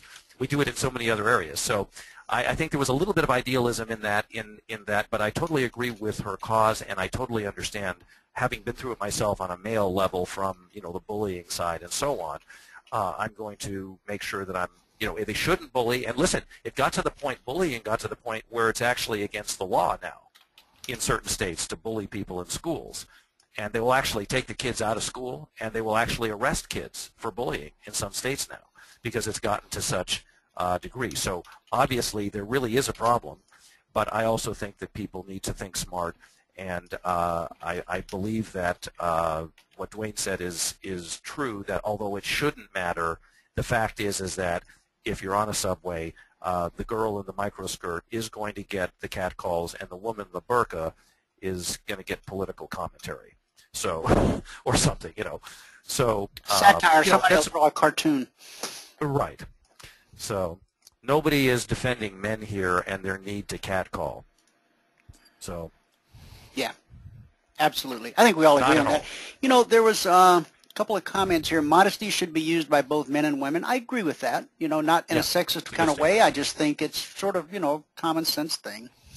Let's see, what else we got? Barb says that years ago, when I lived in a not-so-good part of town, I studied judo, karate, and carried pepper spray, and I never had to use any of it. See, it's so much better to be prepared and to It is. Absolutely. All right, guys. Well, and for those of you who were, squirming in your seat because it made you feel a little uncomfortable when she said the M word, we're all adults here. And we'll get to the other M word in just a second, and that would be the markets. So, but we are breaking new ground each and every day. I dare say there is no other trading program on planet Earth today that had a discussion regarding the other M word. So, ain't it great to be an adult? We can have these conversations and not giggle. I was giggling. Okay, I was giggling just a little bit, but not a lot, not out loud. All right, enough funning around. What do you want to do? We got the Fed announcement coming out here in, 8 minutes? Is that correct? Is it? Yeah, maybe it is. Maybe it's 2 o'clock today? Top of the hour or the quarter after? I think it's the quarter after normally, but I'm not sure today if they've made a change. Dan says Normally it's 8 minutes. Okay. Normally it's at 1:15 Chicago time. Normally. Okay. Well, Dan says it's coming in 8 minutes. Now, guys, we did break to new lows here on the S&P.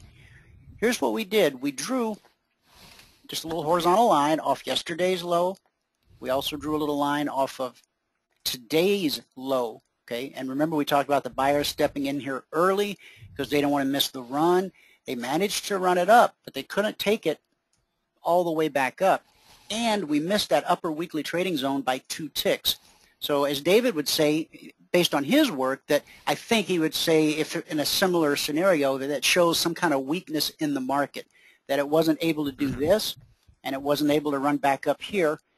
And we've now got this new low. And I put this little box here which highlights the area between yesterday's low and today's low prior to this hourly candle right here.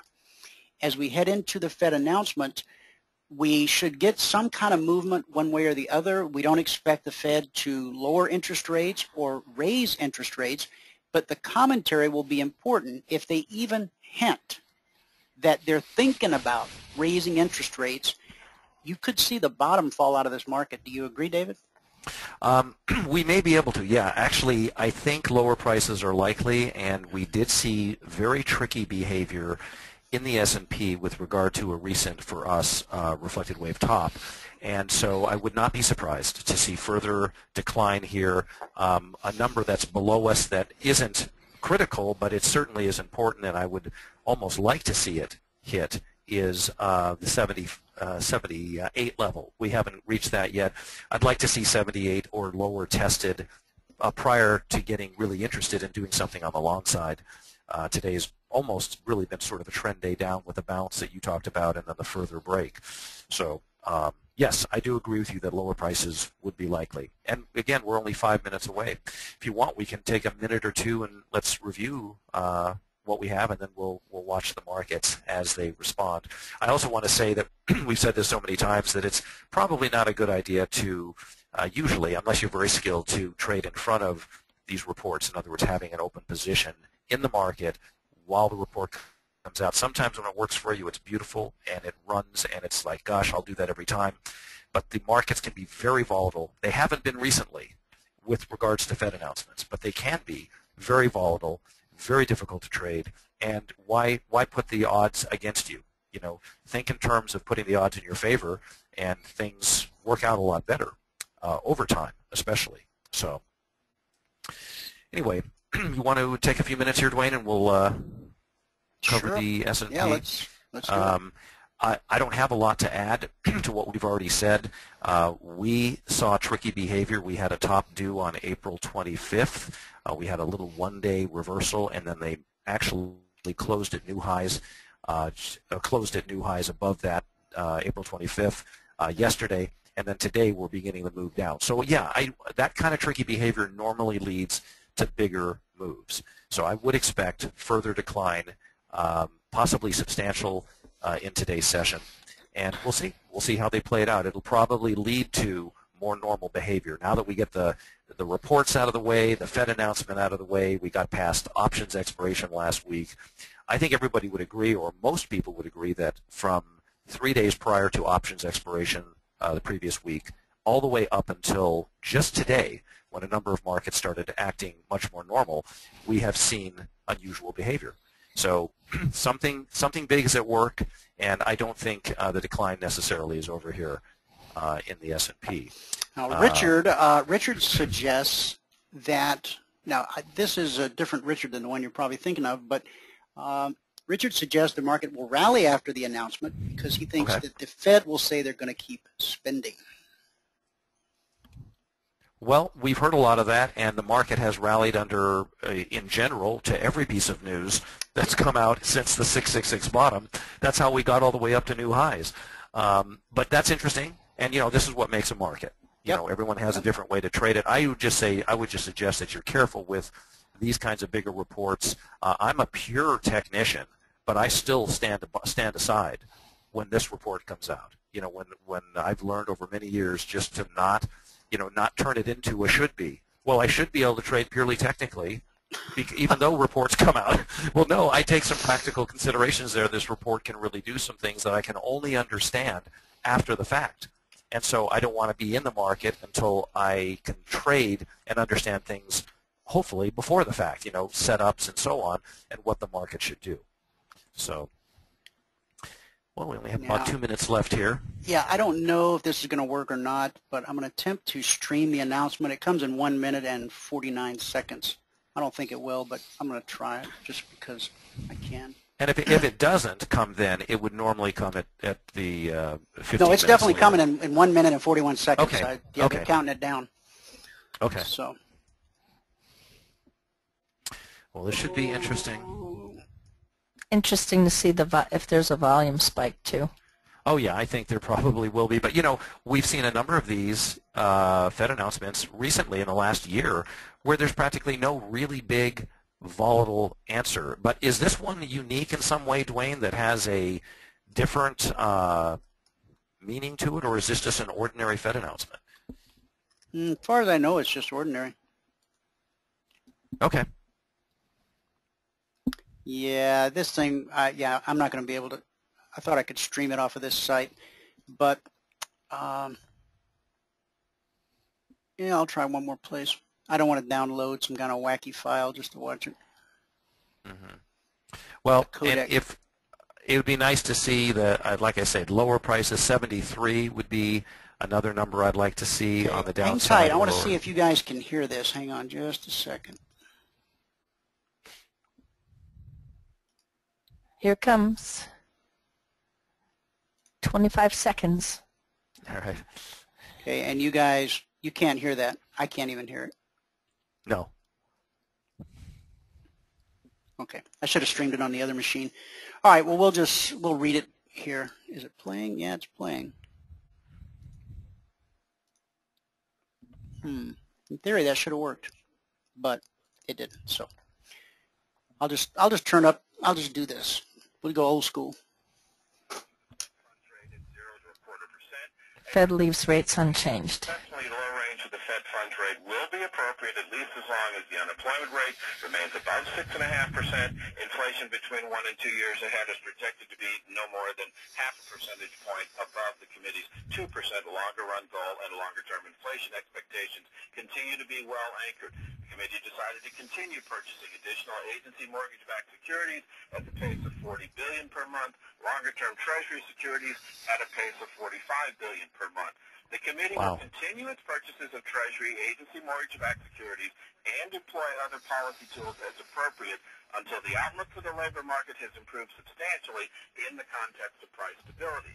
The committee is prepared to increase or reduce the pace of its purchases to maintain appropriate policy accommodations as the outlook for the labor market or inflation. All right, guys, that's the meat of it right there. They're going to keep buying, and they're willing to increase the rate at which they buy if conditions warrant.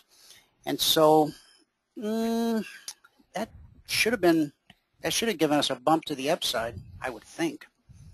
We did get a little push up, but nothing major yet. Fed will continue asset purchases until labor market improves substantially.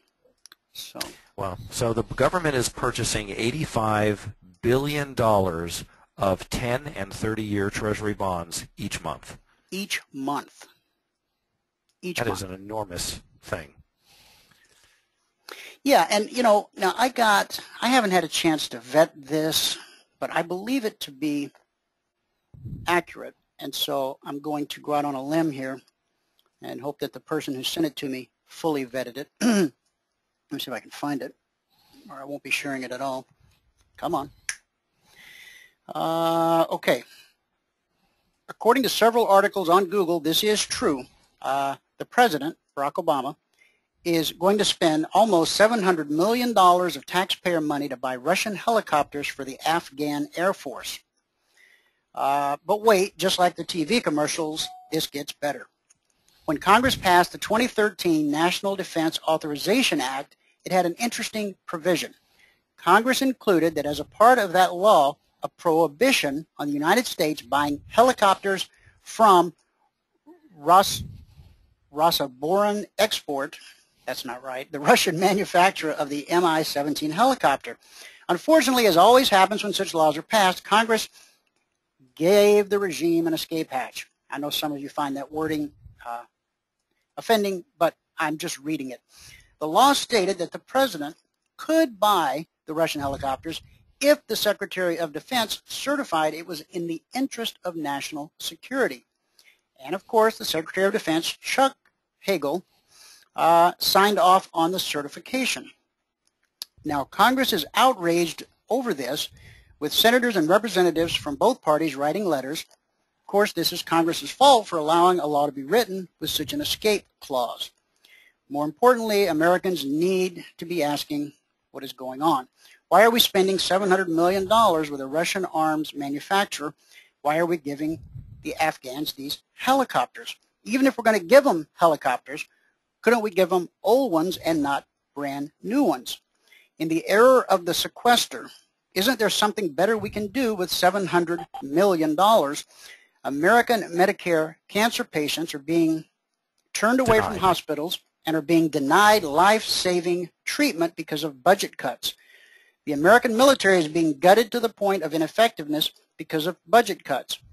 The United States Air Force is grounding 17 squadrons because of $591 million in budget cuts. Our Air Force is not able to fly because it lacks the money, but we have the money to give the Afghanis, $700 million in Russian helicopters. What is the president thinking?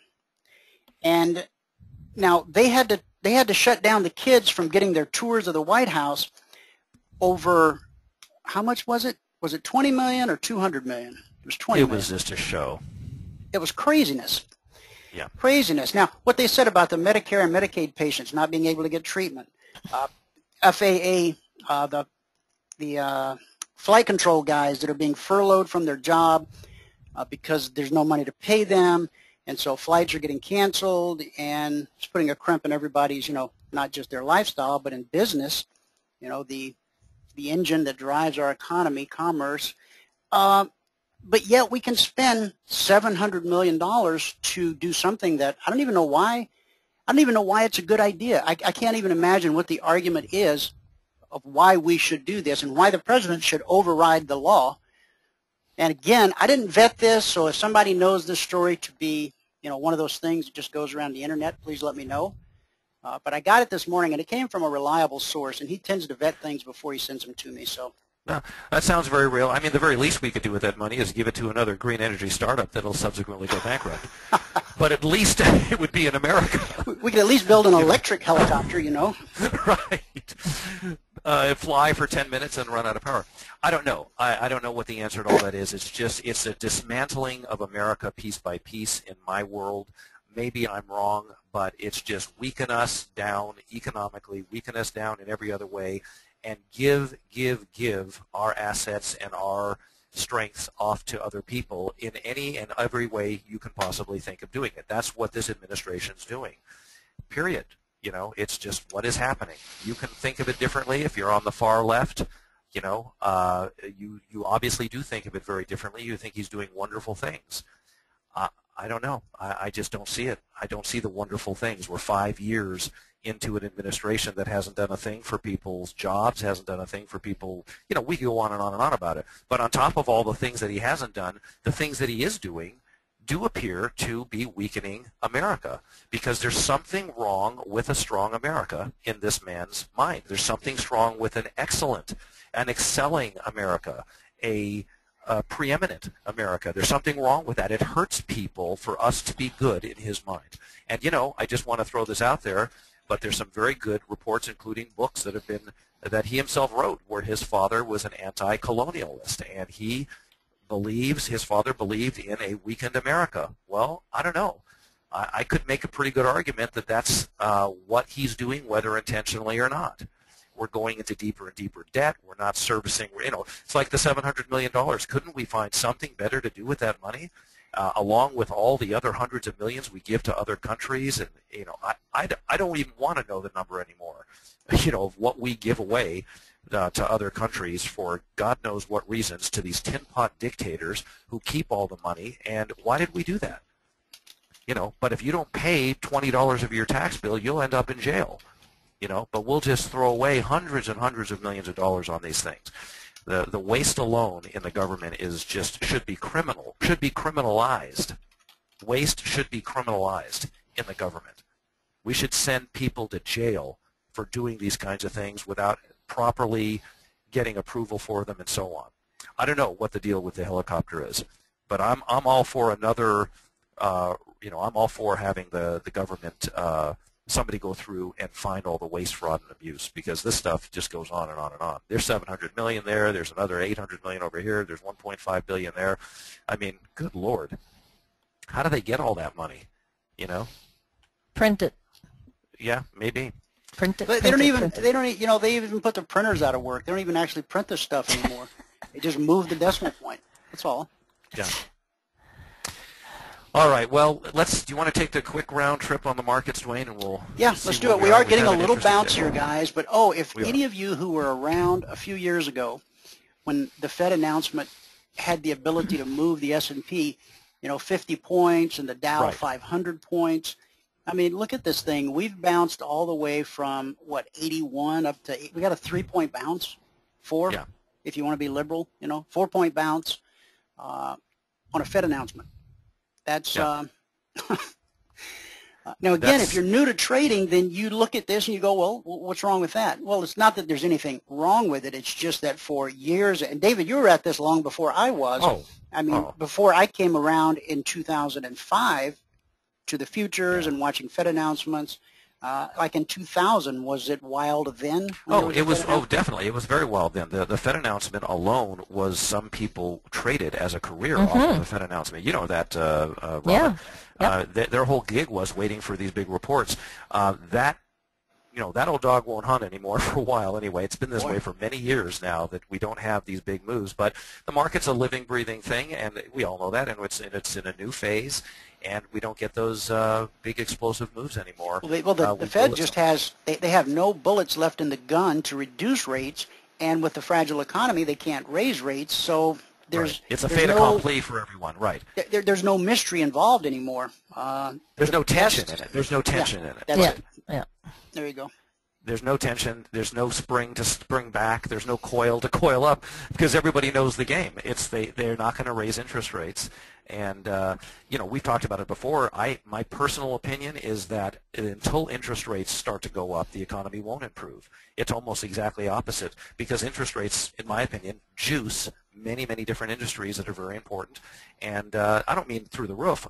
I just mean up from where they are, which is thankfully blissfully low. It's helped thousands of people, but we still have, I think for the economy, we still have a lot of things that need to happen, one of which is interest rates going up. Until they go higher, I don't think we're going to see a lot of improvement.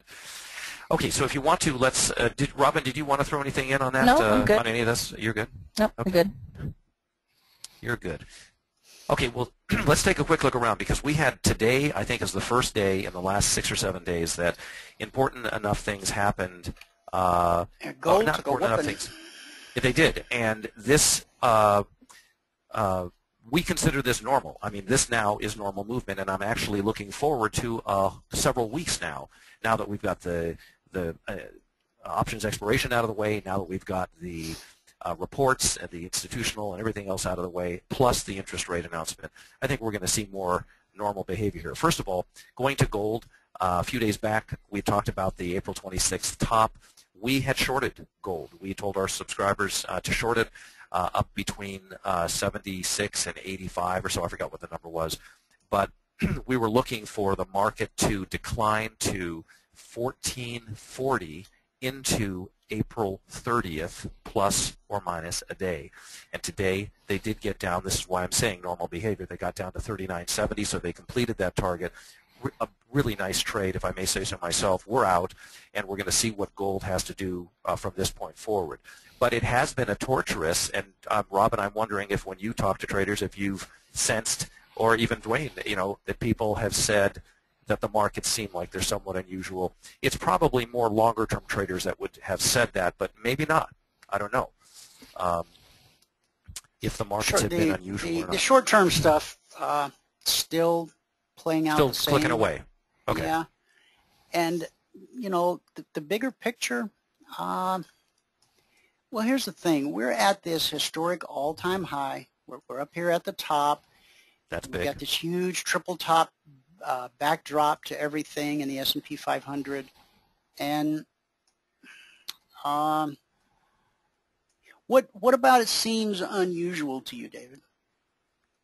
What stands out when you say that it seems a little bit unusual? Is it a lack of participation, a lack of volume, price movement itself? What are you seeing? The unusual was the way that the markets acted, the April 26th deal, with every market having a turn or something happening on that date. That was unusual because we had 8 of them: copper, gold, euro.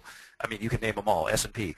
Several of them acted unusually with regard to that. S&P did, crude did.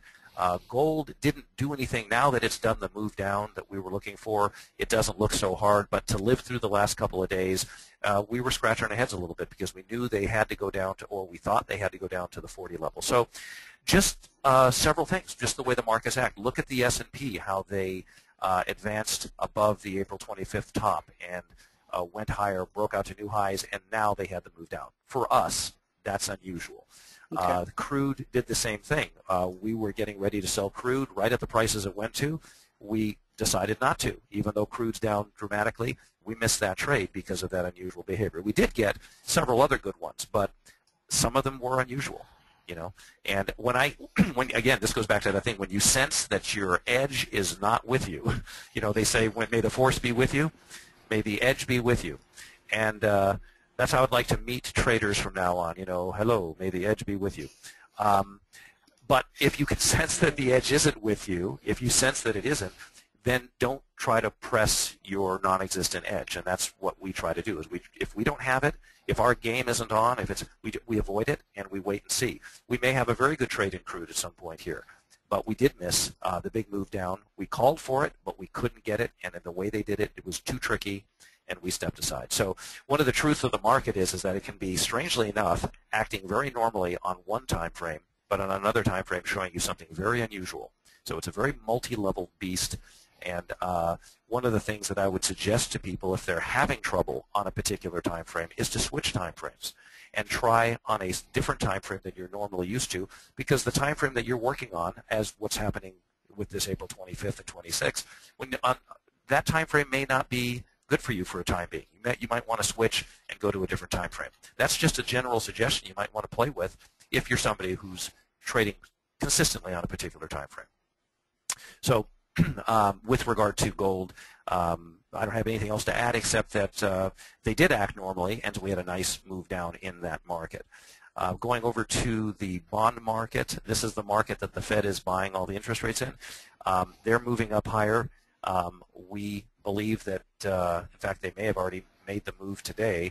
But, you know, the 149 that we've talked about forever, the next level up that we think is important is 150.16. This is just a general level that we don't have an absolute trade for this right now, but that's the next important level we think in the bonds on the upside. We had originally had the February bottom for the big move up. We've had the big move up to 149, and we're out of that. We did have an interesting one in the euro between yesterday and today, where the euro was expected by us to trade up to 132.33, and they did that today, and they're trading right now at 132.14. So they had a nice move up, completed some important targets. We're holding long. We're still long in the euro. So we'll see if this market can move higher. I think we're going to see more normal behavior. Let's rush over to crude real quick as well. This is the one we had forecast that crude could be shorted at $94.32. I can tell you this now. This was institutional stuff. Go ahead and short the market at $94.32. But the way they got to $94.32, we were not happy with. So we didn't trade it. We didn't advise our institutional people to trade it. Some of them may have. The few that did, and I know one that did, this is a beautiful move down. But it wasn't the way that we needed to see it to be comfortable, and sometimes you miss trades. And you just move on to the next trade. That's all you have to do.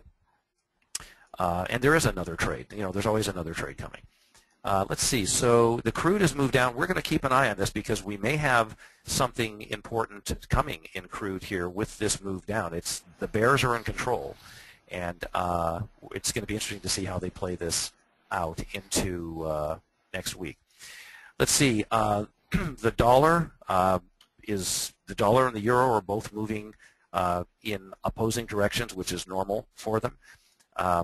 Today, the dollar moved down. We do have a sizable setup in the dollar, depending on how they handle themselves into next week. Sizable meaning larger than normal time frame. It's not a daily, but it would be probably a weekly or 3-day type of a deal. And this would be a long position. I can't give you all the details right now, but we will talk more about it next week. So that would indicate that the euro and the dollar are both finishing a move. On the euro finishing a move on the upside, dollar finishing a move on the downside. One of the ones that I'm most happy about, because we had 3 really nice ones here, the soybeans. We had talked about soybeans, forecasting soybeans to top on April 30th, that you could short it at or near 1425 for a decline down to 1383. We got the 1383. We're at 1372 right now. Beautiful move.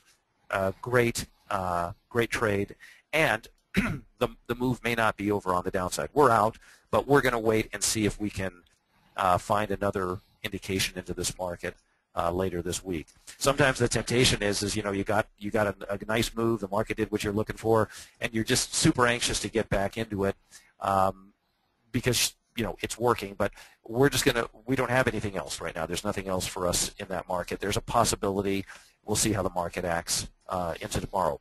Copper, Dwayne, another market that I know you guys follow, April 26th top in that. They've really sold copper off strong over the last few days. We're forecasting a May bottom. We've talked about this on the program. This is their chance to make a new low into May. And if they do that, that sets us up for a sizable big trade on the upside, potentially, in copper. We'll talk more about that. I said something yesterday that wasn't correct. I said that we were stopped out of natural gas. We were not stopped out of our natural gas position, and so we did get, the people that were aggressive traders did get the finishing move up today to the 446 level, and the market, or excuse me, for whatever the high, I don't have it right in front of me here, but natural gas on the July contract got up to 446, and we exited. So we are expecting, by the way, a multi-day decline in this market. So keep that in mind if you're looking at natural gas. This is something that might be interesting. And I think that's everything. The British pound continues to advance. Don't have anything else on Apple. They're staying above, way above that 385 that we talked about. Right now, to me personally, I'm just glad options expiration is over. I'm glad we're past all the reports, including the Fed announcement. And I do think we're probably going to see more normal behavior. Several markets acted beautifully. We're lucky that we were in some of them.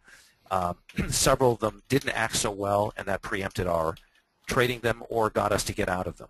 So the big thing is that if you can manage your risk in the sense that you only trade when the risk and the odds are in your favor as best as you can see it, you've already solved a bunch of problems. If once you're in the market, you then place a stop at a spot that you utilize a stop one way or the other to protect just in case you're wrong, you've now solved another part of the problem. Before you know it, you've taken enough risk away where you really have something where you can consistently place positions and make some gains. And we show it. Dwayne showed it with his, I think they had a new monthly high in their gains. We also recently, we're going to show our statement at our next webinar, which is on Thursday. I'd like to invite people to it if you'd like to come to it. We're going to show our latest options statement, which we've been running for 2 years. We're now 24 months into it. We started it in April of 2011. And we show, of course, every single trade that we took in the entire period, win, lose, or draw, and where we are with options. And we're proud of the fact that because of risk management, because we don't let positions run wildly against us, we're still here. We still have a statement to show. And that's the big thing about trading, is manage, get that risk down with the starting point of trading only when you know the risk is in your, or the odds are in your favor as best as you understand it, and then protect the trade, protect open profits, and before you know it, it actually is pretty simple. It doesn't take a brain surgeon to do it, but it does take somebody with kind of a clear head and not a lot of emotions spooling through you at the time to do it well. And Robin could say miles about that because she works with people who are struggling against their own, emotions and other factors, including the emotions that come out from having everybody can go through it, a bad period. That can poison 6 months of your life if you let it. And so, all of that is, you want to keep nothing wrong with sweeping your house clean, so to speak, while you're living in it. Clean it up from time to time, and that means just keep your head clean and clear. If you're fighting with your girlfriend or having a big emotional thing, it's not a good idea probably to try to trade and make you happy, because if it just so happens to not work out, it can really cause you a lot of grief. And there's no need for grief. Don't turn this into torture. Don't torture yourself, Gomez. That's my job. That's the Addams Family, 1966, one of the greatest episodes. That was Morticia that said that. Anyway, Robin, you want to throw in on this? Yes, I have a few quotes. Please. No matter how well you perform, there's always somebody of intelligent opinion who thinks it's lousy. Lawrence Oliver. The widening of a woman's sphere is to improve her lot. let us do it. And if the world scoff, let it scoff. If it sneer, let it sneer. And if someone says can't, that shows what to do. So if someone says can't, that shows in other words, go in the what direction to do. of can't. Yeah, if you can't do it, let me show you that you can't do it. Right. Exactly. That was based on our topics today. Well, very good. Very good. Somebody just sent me a link, and let me check it here. I haven't. Let's see what this is all about. Karen, thanks for the link. It's on Breitbart, so it should be. They should have vetted it for us, I suppose. Pentagon confirms may court-martial soldiers who share Christian faith. No, Karen, I had not seen this prior to today. Pentagon has released a statement concerning, now this is Breitbart, guys. This is typically a reliable news source. Pentagon released a statement confirming soldiers could be prosecuted for promoting their faith. Religious proselytization is not permitted within the Department of Defense. Court-martials and non-judicial punishments are decided on a case-by-case basis. Statement released to Fox News. Pentagon appointees meeting with anti-Christian extremist Mikey Weinstein to develop court-martial procedures. Well, guys, I'll put this link, I'll put it in the chat box in case you want to go chase it down, because I can't read the whole, I'm not going to read the whole thing on air, but I want to read it off air so that I can discuss it with you tomorrow. So I'm putting the link in the chat box for everybody. You can click on that and go read it. I'm going to do the same thing as soon as we end the show and see what it's all about, what's going on, etc. Power companies hate this. Oh man, the stuff they, pop unders. I thought pop unders had gone the way of, I don't know. Cylindra? Yeah, Cylindra. All right. Okay, where's the S&P as we close out this radio broadcast? It is right there at the weekly zone, 84.85. Here she goes. Let's see where we turned right here, guys. And that was it. That was our Fed bump. Good for about, I don't know, 4 or 5 points. That's just sort of normal. If you look the whole day, I mean, there's nothing unusual about that candle. So this 84.85, if this holds, if we can't get back above 84.85, and as we discussed this morning in the live trading room, then the next step on the downside, where we expect to find some good support, will be 77.78. That's on the downside. Okay, guys, thanks for everything. Hope you both have a great afternoon. Thank you. You too, Dwayne, and the listeners as well. Thanks, Dwayne. And We'll see you guys tomorrow. Back here tomorrow. Okay. Do it again. Yep. See you then. Make it a great day. I didn't notice what time it was. All I know is that I fell in love with you. And if all my dreams come true, I'll be spending time with you. Every day's a new day in love with you. All right, guys, that's going to wrap it up for us on this Wednesday. Unless you have a question, if you've got something you want me to talk about, cover, I'll be happy to do that. The chat box is a little quiet. Maybe you're out reading that link. Now, take a look at this before we go. Okay. In the trading room this morning, I made a statement that in the world of trading, there are very few absolutes, but I absolutely guaranteed everybody that before the close of business Friday, we will see, because we were sitting inside of the 84.85 weekly trading zone, I said that we would see either 96, 97 on the upside, 77, 78 on the downside. Nothing mysterious or mystical about that. Those are just obvious areas for the market to go to, and the market is always trying to go somewhere. It's trying to go up. It's trying to go down. It never tries to go sideways, but sometimes the opposing forces, the bulls and the bears, kind of beat it into submission, where all it can do is go sideways until either the bulls or the bears can call in enough reinforcements, more buying power, more selling pressure, to actually move it out of the sideways action. And so here's the top side, here's the downside.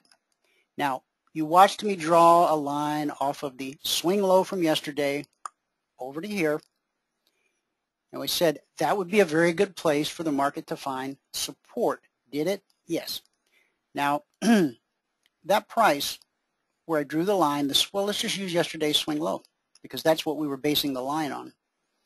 So yesterday's swing low was 1581 and a quarter. All right. I'm going to write this down so I don't forget. 1581 and a quarter. As I make my case here to demystify the market for you. 1581 and a quarter. That was yesterday's swing low. So let's say you had been willing to buy yesterday's swing low for a move to the upside. Okay. This swing low was 1579.50. 1579.50.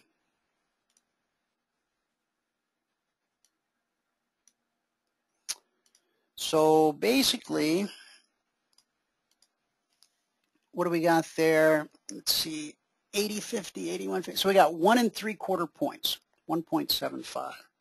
So if you had just bought, and I'm not saying you should have done this, I'm saying if you had done this, there was a drawdown of 1.75. That's just buying this. Now, I'm not saying you should do that. There are other ways to get into the trade. You can use your 4-tick range slingshot or any other method that you have for getting into a trade. My point is that as price takes out this swing low, we look left to find the next reasonable area for support, and we found it right there. Okay. Once price does this, okay, man, if this thing starts to move up, I want to be in it. Remember, now, pay attention to how I worded that. I'm not necessarily trying to catch it as it falls. However, once it starts to move back up, I'm interested in being on the train or on the bus, to use some kind of analogy there. Do you see the difference? It's one thing to try to catch it when it falls. It's another thing to climb aboard as it leaves the station. Now, if you just caught it, this is an instance where you could have just caught it as it was falling, and you would have only had a drawdown of 1.75. You don't always have that guarantee, and you don't have a guarantee that it's going to stop falling. So this is an hourly chart. If you drill down to a smaller time frame, you can see the market actually turn and start heading the other way. Then you start to find your entry. Okay, not when it's falling, but as it starts to rally. So the swing low from yesterday, where you might have entered the market, okay, 1581 and a quarter, maximum drawdown 79.50, 1.75. Okay, what was the swing high right here? 1586 and a quarter. So let's write that down. 1586.25. Okay.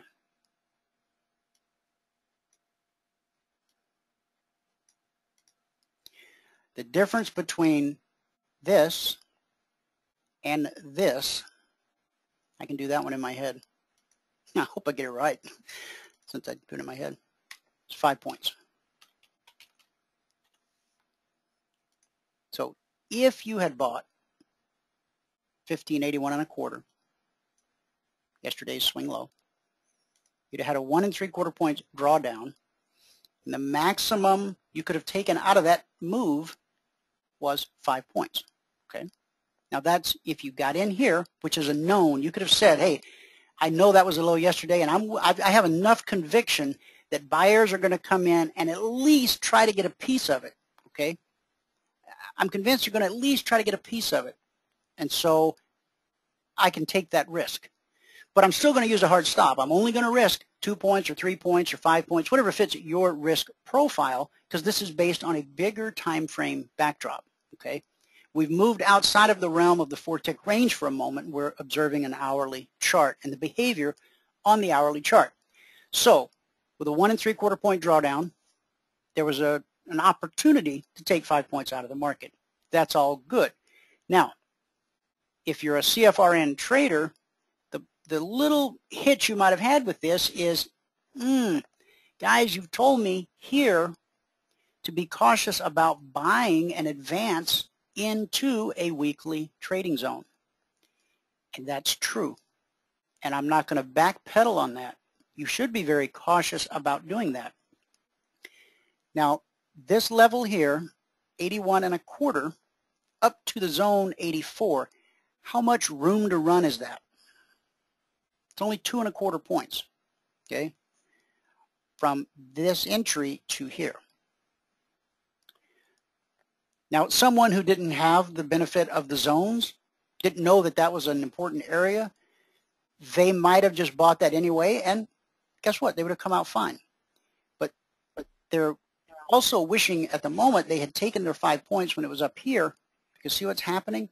See what's happening is the market is running into resistance where we would expect it to at the weekly trading zone. Now, I would have liked to have seen price drop, and it may still drop a little lower and then do its pullback. Okay, see, like over here, we broke above, pulled back, continued the advance. Here, we're coming down, we bounced, then we broke through. Now we've pulled back up to the zone. There's just no white space right there. See how there's a little, it's actually gray, but there's air. Okay, there's some room. Pulled away, pulled back. Here we broke below. We just, because of the element of time, there hasn't been enough time yet for it to pull away. But we're still getting the same pullback dynamic. And look what's happening to price.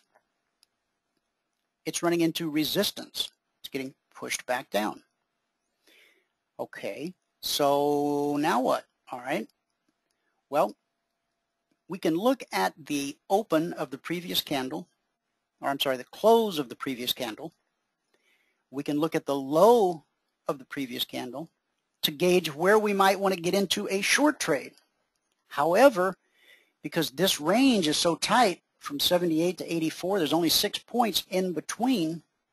And if we're going to switch horses midstream way down here, guess what? We don't have a lot of room to run. So sometimes you have to look at a trade and go, okay, there's a setup there, but it doesn't fit my risk profile, or there's not enough room to run, or whatever your business plan and trading plan states, it just might not fit the model that you've created for your trades. So there'll be times that there's an opportunity that, this won't work for me. And it might go off without a hitch. It might be perfect. But if you start to skew what you do, then you mess up your the whole thing. You've got to be consistent. The casinos, I don't like using the gambling analogies, but I'm always forced to. Casinos build those big buildings because they're very consistent with what they do. That dealer that's dealing you those cards in blackjack, they've got to follow a certain set of rules. And if they deviate by even one card, they will lose their job. Because all of those millions and millions and millions of dollars of annual income is predicated upon that employee following the rules of the house to the tick, because the rules of the house put the odds in the favor of the house, not Joe from Idaho. Sorry, Joe. Follow me? Okay. Now, let me show you one other thing. Okay, we figured out that this would be a good place to potentially go long, aside from the whole trading zone thing. But I want to show you this. Okay, let's highlight that. Now let me stretch. No, let me do it a different way. Let me do it differently. Let's go over here.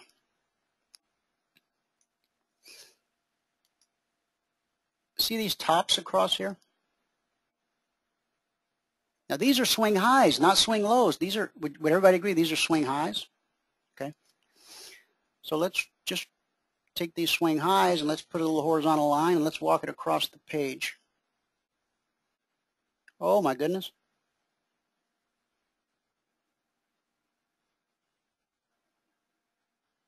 Look where it ended up.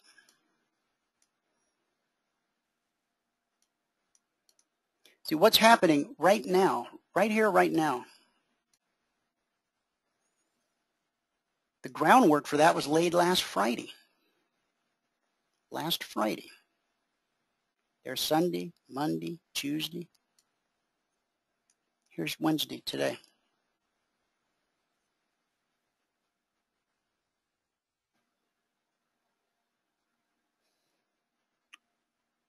Okay, let's see if there's any questions in the chat box. Is there a resource for learning about inline break under price time frame where we select 4-tick range bars or hourly time frame? Hey, Mike, rephrase that question for me, Mike G. I'm not sure exactly what you're... Yeah, just rephrase it. Sometimes I just have to hear a question worded a little differently, and then I'll go, oh, that's what you meant. I'm sure what you wrote makes perfect sense to you. I'm just not following. Okay, so I want to go do this real quick before we leave and close out for the day. Click your pull down at the hourly. Click my pull down.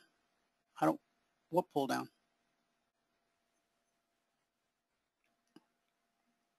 Click your pull down at the hourly. I don't know what that means.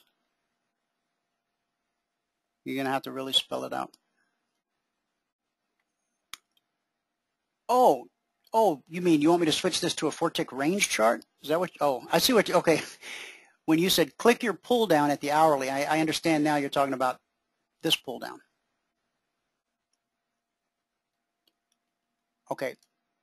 Are you asking, because I don't know that I want to change the time frame on this chart. I will. Tell me what time frame you want me to change it to, because I can bring all this up on a different chart. Okay, here's custom.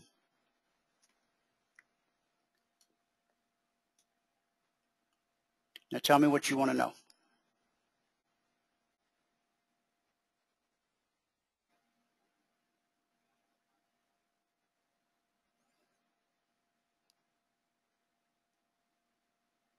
Okay, my G has asked me to look at the custom time frame box. You don't have the in-line break option showing. I'm not sure what that is, Mike. The in-line break option showing. What is the in-line break?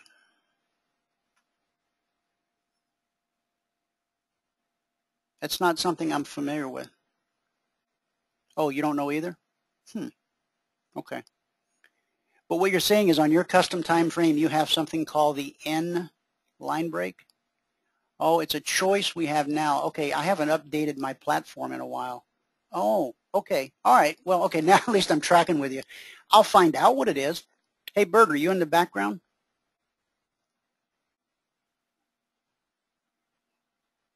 I'll try to find out, Mike. Let me jot that down. In-line break option. All right, I'll check on that, Mike, and figure out what it is. Okay. All right. Okay, so now back to, I talked about here, when this is falling, and we know that this is a reasonable area for all the reasons we've discussed, where buyers might come in and bid the market up, okay? Remember, it offered 5 points from this area that we had drawn the line. There was 5 points of potential. You just have to forget for a minute that the zone's overhead, because I'm just trying to make a point in general about price behavior. Now, this price was $15.81 1/4. Okay. All right. So now let's go to our 4-tick range chart.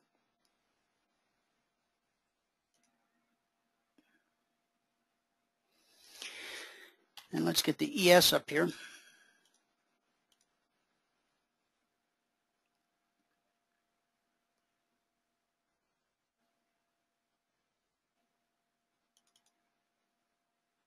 Okay.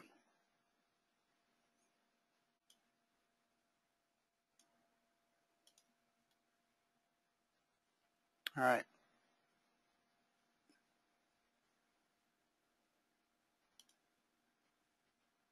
$15.81 1/4. Yesterday's swing low and where we drew our line here today. Okay. So once it hits 81.25 and it passes down through it, it gets down to a low of 79.50. So let's go find that on our 4-tick range.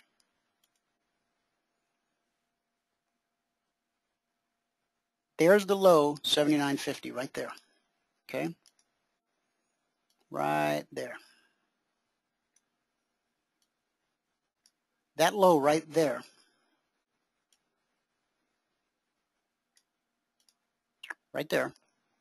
is that low right there on the hourly chart.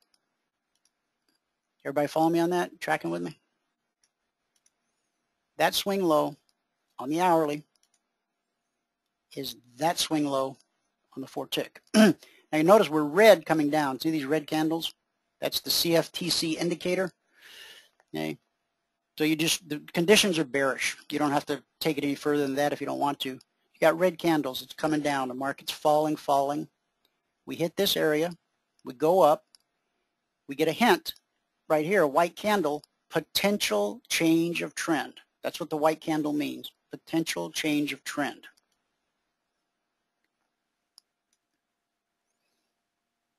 Once price breaks up above the BBC, and more importantly, once we get this bullish cross right here, okay, we've got bullish divergence, right? Green lines at the bottom, cycle lines at the top.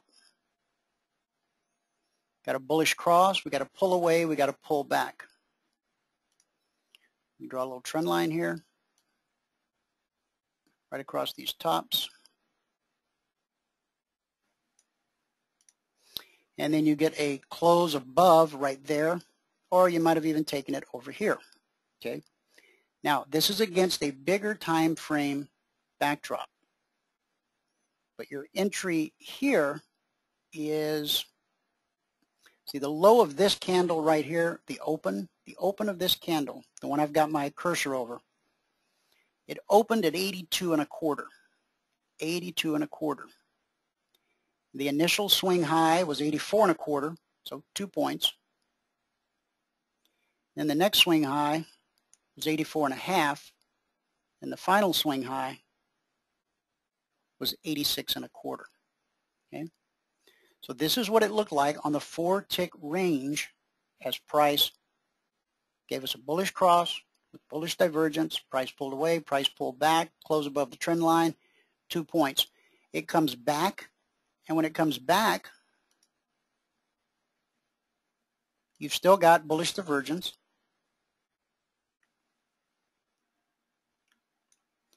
And there's the close above the trend line. So you could enter on this candle. It opened at 82.75. And then the swing high was 84.50.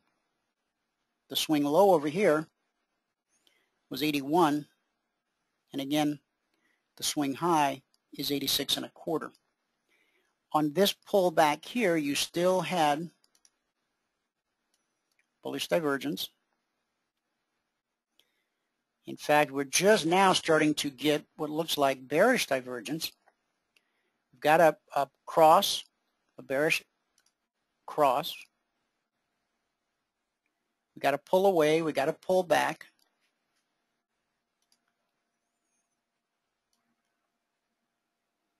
It only takes 2 candles to draw a trend line. Well, but you got to wait for the second one to complete. You can't draw on a moving target.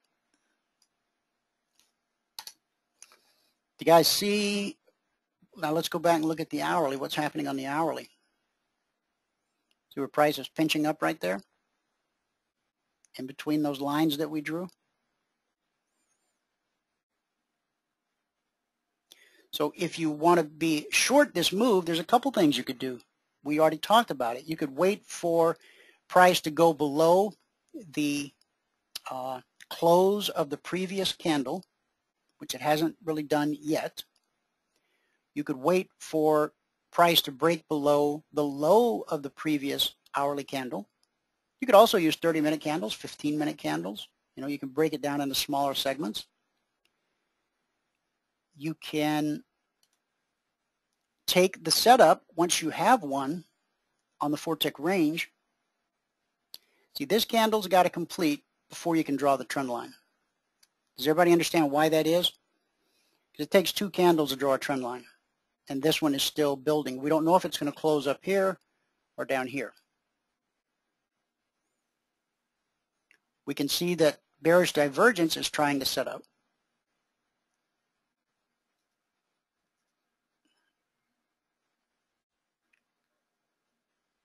Okay. So now we can draw the trend line, right?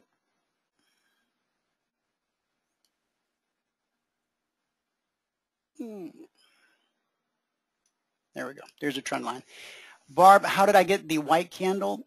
The white candle is part of the CFTC indicator set, or part of the CFTC indicator that's part of the whole indicator set. And when you install those, now see, it wasn't designed for a quick time frame like a 4-tick range. Where the CFTC indicator really shows its strength is when you get into bigger time frames like 30 minutes and an hour and daily. It can really, now here, and if you get in a strong trend, it is a good way of showing you a turning point even on a smaller time frame. It's also a good indicator that you're in chop when you're getting white, blue, white, a couple blues and a white. You know, you don't have a strong trend there. So try using the CFTC indicator on a larger time frame. Lay it down on a 15-minute or 30-minute or an hour or daily. Pretty amazing. Now, when you're looking at it after the fact, it's truly amazing. What you have to train yourself to be able to do is to take action on it in real time. Okay?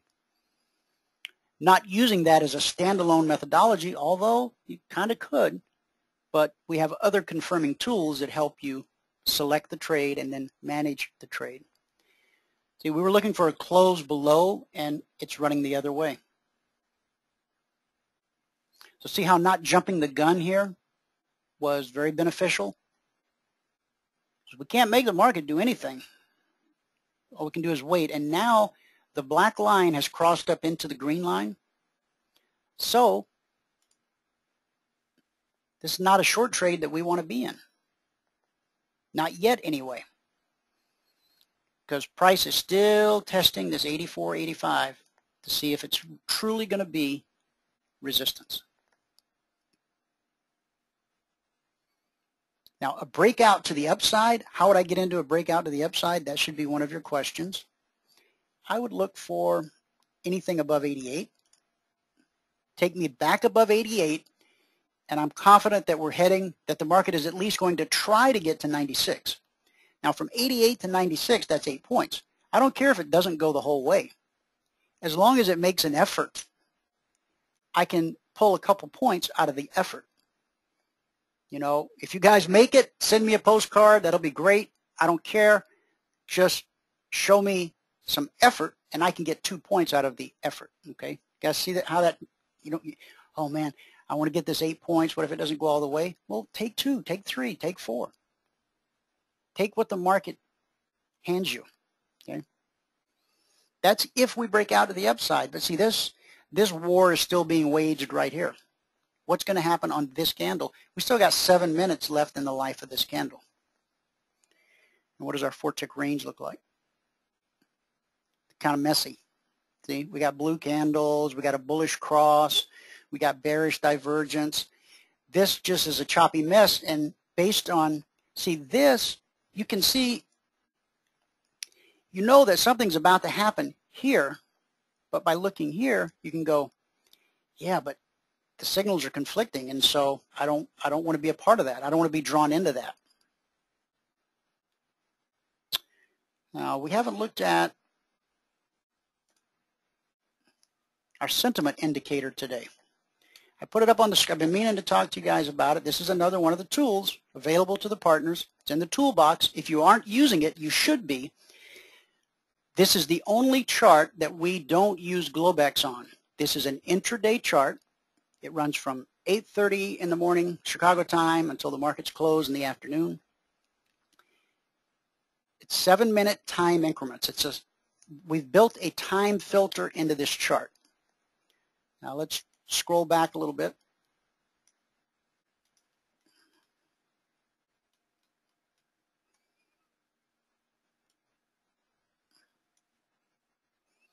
This doesn't take a lot of explaining. It's pretty visual. Let me shrink this up some. There we go. Okay, I don't know how far back. Oh, I went, yeah, this is as far back as we'll go because I painted this up the other day. See how it's all blue? Price is just bouncing here. Okay, it's blue. You're just looking for an opportunity to get long. Can you trade off of just the sentiment indicator? You can. And I've made a video about it. But you don't need to worry about that because we have other confirming tools. We have other ways of getting you into a trade. So you don't have to concern yourself with trying to trade just off of this. Although, again, you could. So let me shrink this up a little.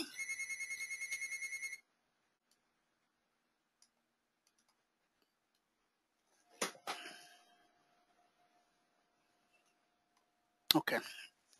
All right, see it's blue, running up, pulling back, running. So as long as it's blue, you're in the sentiment, the market sentiment is bullish. So all you have to do now is go get your 4-tick range or whatever it is that you're using to put on and take off trades. As long as this thing's blue, why not just take long trades? I know that Michael in the mornings in the live trading room takes both the long and the short side. The reason for that is because we only have 2 hours. We want to show you as many opportunities as possible to execute the setup.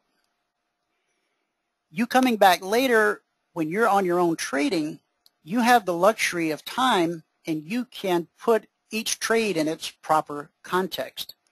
You can say against this bullish backdrop sentiment, I'm only going to take the long trades. Why? Well, because I feel like the wind's at my back. And when it goes red, I'm going to take the short trades. And then ultimately this has to happen. Price has to break through to the other side. We get a little bit of blue. We get a nice pullback here. See, you could have bought this pullback to 63, 64 and taken a trade up to 70, 71. I mean, you could. That when I say you could trade it standalone, you literally can. All you got to do is just get in on a pullback. Okay. People go, well, with that, why would you want anything else? Well, as we're human, we always want something else. It's just the nature. Now, see how you can see the gaps on this chart? When we use Globex charts, you never see the gap because there's rarely ever a gap on Globex. But because this chart doesn't start, and that's part of the math in this chart. Somebody was asking me the other day, I don't understand why you use one chart with 7 minutes. It's almost as if that 7 minutes was an indicator unto itself. It's just something we figured out a long time ago. It's very effective as a time filter. Okay. So now when these go red, okay, now you're just looking to take the short trades in whatever time frame you're executing on. 4-tick range, whatever it might be. Because you've got the sentiment indicator telling you that the probability is in your favor to be on the short side. Okay. Now, when it starts to bounce like this and it's making a run back up, you might want to wait for it to get up here, and you see that that resistance is holding. It's holding. Okay, boy, I can just literally fall into this trade. Come back up here, you get this bearish close right here, you can literally fall into that trade. Pulls back up here, you get a bearish close, you can literally just fall into that trade. Isn't that nice? Then we go bullish, and we're bouncing and bouncing and bouncing. Notice how we get a little bit of a drawdown here, but we never turn red. It stays blue the whole time. And this move starts back at, gosh, 1541. And we stay blue all the way up from 1541. We stay blue all the way up to, even on the flash crash. Remember that day? Recently? The recent flash, the mini flash crash. And then here, when you get this pullback, you get a bullish close in the next 7 minutes. You know, you're not falling into this trade, you're leaping into it. And leaping, and leaping, and pirouetting, or whatever it is you do. Then we go red again. Now all you got to do is see it's red on the open, let price pull back, get a bearish close, and just fall into the trade. Just fall into it.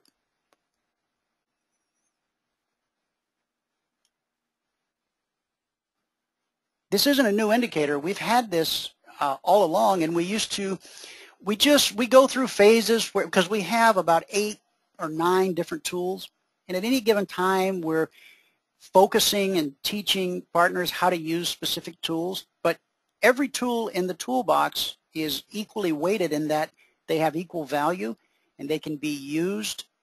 Every one of the tools can be used standalone if you wanted to, but why would you when you have other confirming tools, okay? So I put up a video the other day on the blog of the sentiment indicator that was shot over 2 years ago, I believe, or roughly 2 years ago. You can go on the blog and watch it right now. You'll see weekly trading zones on there. You'll see price playing off the zones just like they do now 2 years later. The underlying rhythm of the market doesn't change. Good times, bad times, slow times, fast times. The underlying rhythm, you know, it's the same. So, and then we get, you know, we go red, we pull back, you get in on this, you know, bearish close here, and you just fall into this trade. If you fell into this trade, you were falling in from, I don't know, 86 down to, I don't know, 80. It's about 6. You could just fall into a 6-point trade here. You could, looks like you could be falling into another one. Huh. As my son likes to say, huh. And every time he goes, huh, I go, sir. Oh, I'm sorry, Dad, sir. Oh, me. Oh, let me look at the, Rick, thank you for that. You're a real gentleman. Thank you. I appreciate that.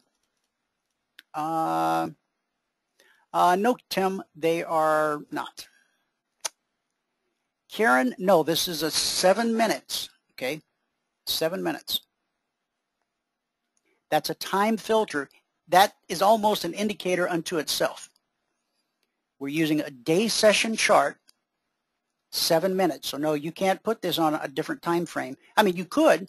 You could change. I could change the time frame up here, but then that takes away part of the math that makes this thing such a nice. I mean, you come in and literally you just open up your charts and you go, like if you just came in, like you've been out busy all day, you know, doing whatever it is you have to do. You come in, you open up your charts, you go, all right, looks like I need to be figuring out how to get short this market.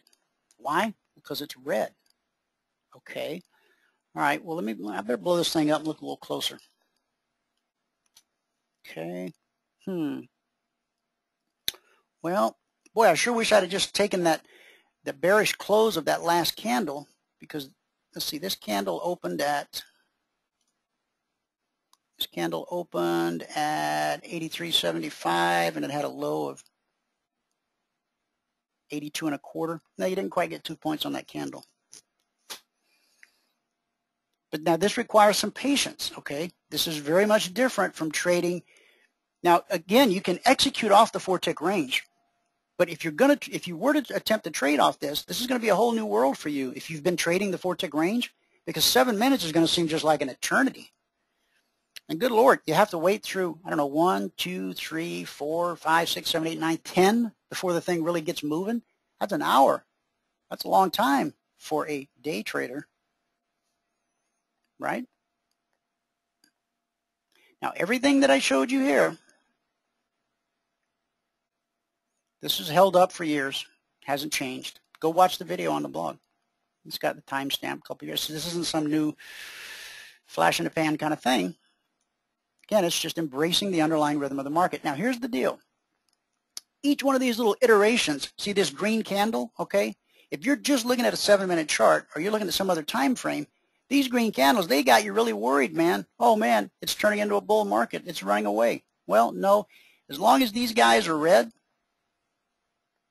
conditions are bearish. Could you take a short trade and be wrong, get stopped out? Well, yeah, of course. But you might just say, as long as those things are red, I'm going to pass on these short trades. I'm going to pass on these long trades. I'm going to wait for a short trade. Now, that thinking would have kept you out of this perfectly good 2-point trade and this perfectly good 2-point trade.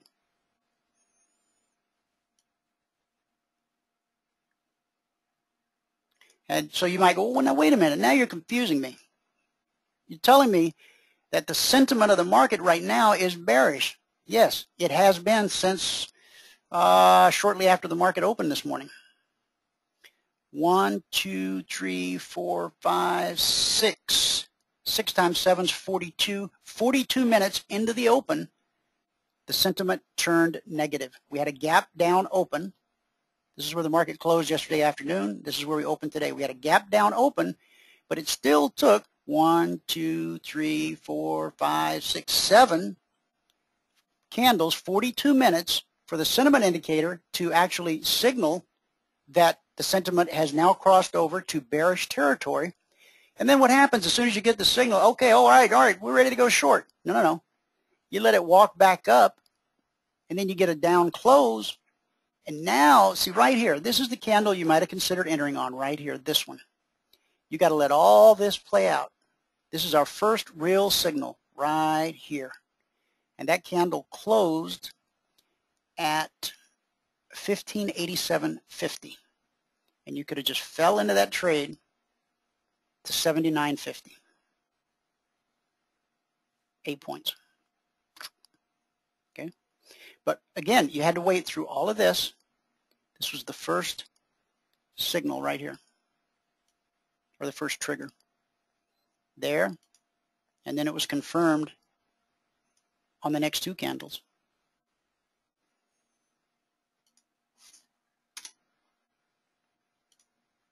And look what we got over here. Let's go back to our 4-tick range, see what that looks like.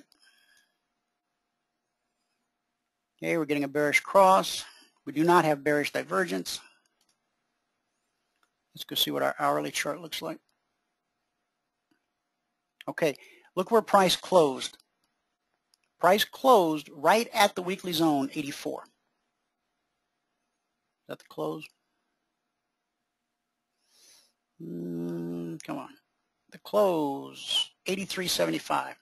Okay, so we closed just 1 tick below the weekly zone. But look at that wick sticking out over the top of the zone. Okay. That makes me really want to lean towards the south side. A continuation of the move down.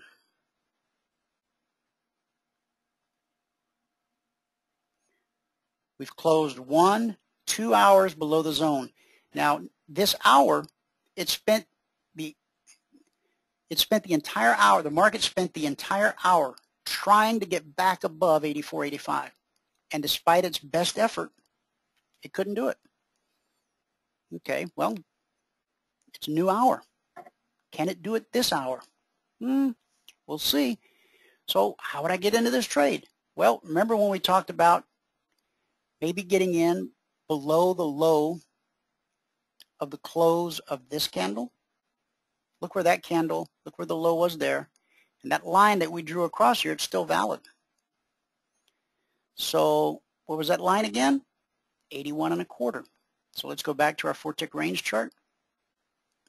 Where's 81.25 on this chart?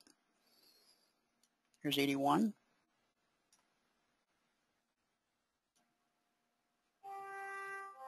There's 81.25.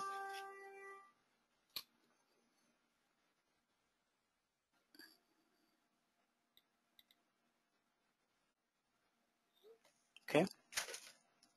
Now, you don't have the bearish divergence. You don't have the things we typically look for on a 4-tick range chart. But could you trade a break of that swing low at 81.25? Yeah, you could. Do you want to get in right at 81.25? Maybe you want to give it a couple ticks. Or maybe you want to wait for the trade to set up perfectly for the slingshot. You've already got the bearish cross. You've already got the pull away. All you really need now is for the green line to move up here to give you the divergence. And that might come after a little break to the downside. See, maybe we just take out this swing low by a couple ticks. Then we pull back, and as we pull back into the BBC, that's going to pull this green line up here. Your cycle will still be red and flat. You could be walking into a perfect slingshot short trade against bearish sentiment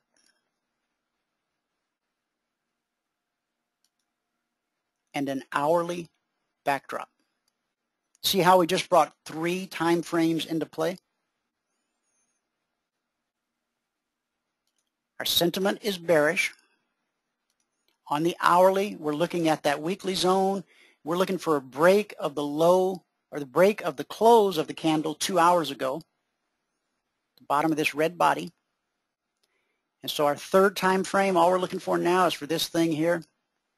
We just need this green line to shoot up here, give us some bearish divergence, and we're ready to draw a trend line and make a trade. See how you bring those 3 together? Okay. Can any one of those 3 stand alone? They can. But if one can stand alone, how much stronger can 3 be together? How does that go about a 3-strand cord is not easily broken? Yeah. Doesn't mean you can't get a trade that doesn't work out, because you certainly can. But anyway, that's pretty much it, guys. That's about all I got.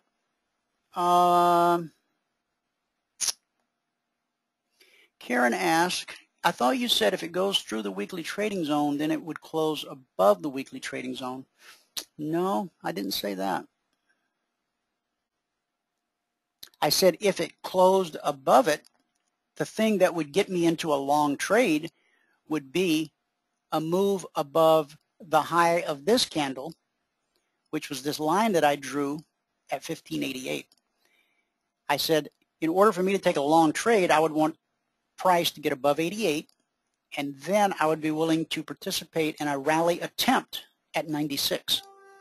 It wouldn't matter to me if we didn't make it all the way. Okay.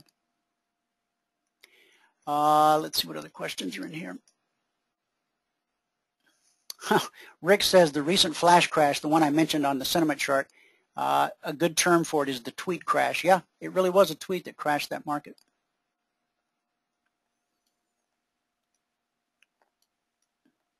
So Karen, did I answer your question?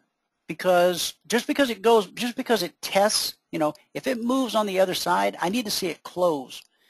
Just like here, we got to close below, right here. This candle closed below the weekly zone. So that told me right there that the market would probably attempt to go lower. But as in here, it got thwarted in its attempt. Where? Based off these tops that were put in on Friday.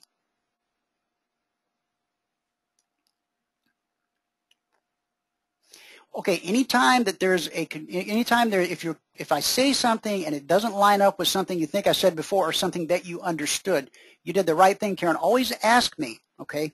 Because I'll never try to talk circles around you. I'll always meet your question head on and answer to the very best of my ability.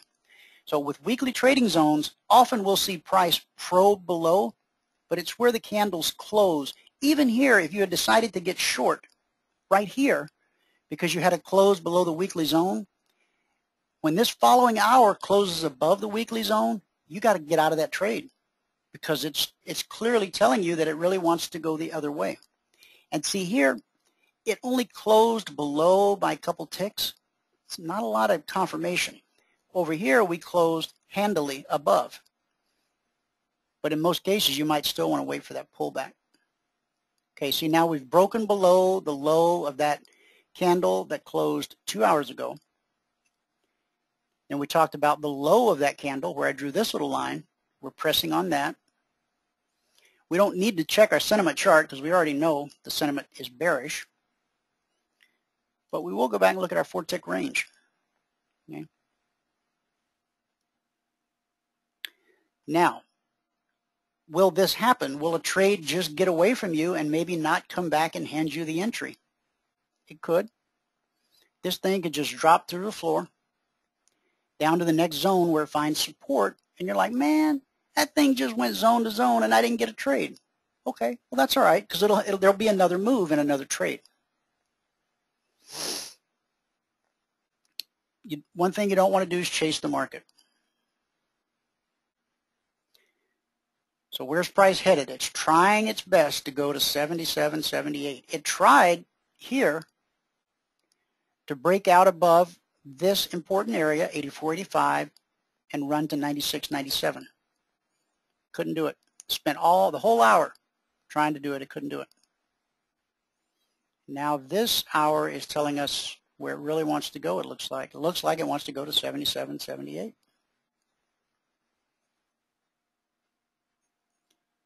A break of the low of this candle is a great entry, except there's not much room to run down to that zone.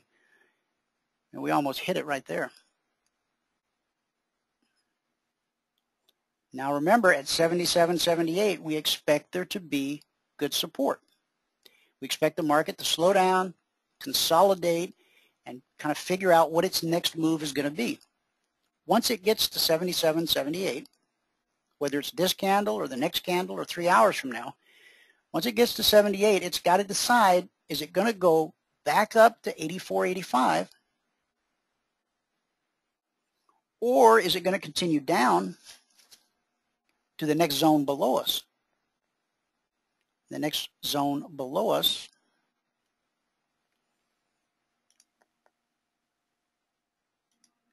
is 72, 73, and you're thinking, well, wait a minute, man, there's hardly any room at all in between those zones. How's a person supposed to trade that? Well, that's not my fault. If you read the tweet Sunday night, the market has actually been much kinder than I thought it was going to be. Sunday night, I sent out a tweet and I said, guys, this is going to be a very small, tight, range-bound market this week.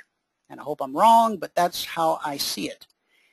And while we did have a nice run from this zone to this zone and back again, with the Fed out of the way, I fear that we're going to be grinding back and forth between this zone or between these two zones for the remainder of the week. Again, I hope I'm wrong because I like to see volatility. Okay, back to the questions. You're welcome. Anytime there's a question, something's a little confusing, doesn't make sense, doesn't sound right, you know, ask. That's how you get to the truth. That's how you get the answer. Just ask. Well, Josh, you decided to come back and join us. I'm glad. I'm glad it's making sense to you. If I can answer any questions, let me know. I'm almost done. How do you take the chart off of Globex? That's a great question, Greg. I'll show you. Okay. Over here, this little blue tab up here at the top, click that, and then click it on ESM3. You'll get this little drop-down menu here, and see how the session says 8:30 a.m. to 3:15? That's because I changed it to custom 8:30 a.m. to 3:15. Now, I'm in Phoenix. I'm on West Coast time, but my charts are set to Chicago time. So you have to take a look at how your charts are set up to figure out your timing, okay? Because if my charts were set to my time zone, Pacific, then this would not say 8:30 to 3:15. It would say 6:30 to 1:15. And if I had my charts set up on East Coast time, it would say 9:30 to 4:15. So how do you know how your charts are set up? I'll show you how to do that. So do you understand how to do this right here, Greg? Now we're going to click this. We're going to go back to current profile. We're going to scroll all the way to the bottom. And, oh,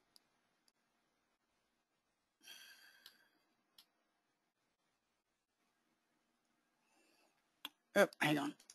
Go to current profile. Scroll down slowly. Right here, UTC minus 5.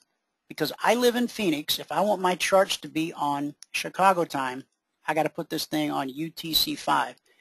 Depending upon where you live, it could be 6, it could be 4, it could be 7. But for me, Dwayne, living in Phoenix, Arizona, UTC 5 puts my chart on Chicago time.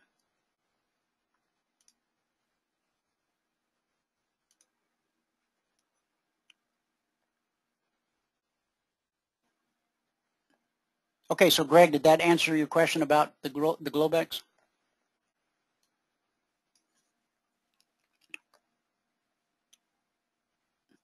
So Josh, what was it about the previous class that didn't make sense? I'm not sure which class you're referring to. Paul asked, do you recommend having 2 charts open, same market, one with the sentiment and the other with the CFRN indicators? It's really a personal preference, Paul. I do recommend that you have multiple charts open, multiple time frames. I have a daily chart. I always want to know where we're at from a daily perspective. Okay. This trend line that I've been tracking since last November, look what happened today. I've been tracking it since last November. We bumped our head on it yesterday, and now look at today. Okay. So I want to know where I'm at from a daily perspective. I always want to know where I'm at from an hourly perspective. You'll notice here I have a 4-hour chart set up. I have a 10,000 contract set up. And I have the 4-tick range set up. Now there's a ton of videos and workshops out there with the 10,000 contract setup. You guys would be well served to go, if you're a partner, go watch those videos on the 10,000 contract chart. It's a real hoot, and it can put you into some beautiful trades. Okay.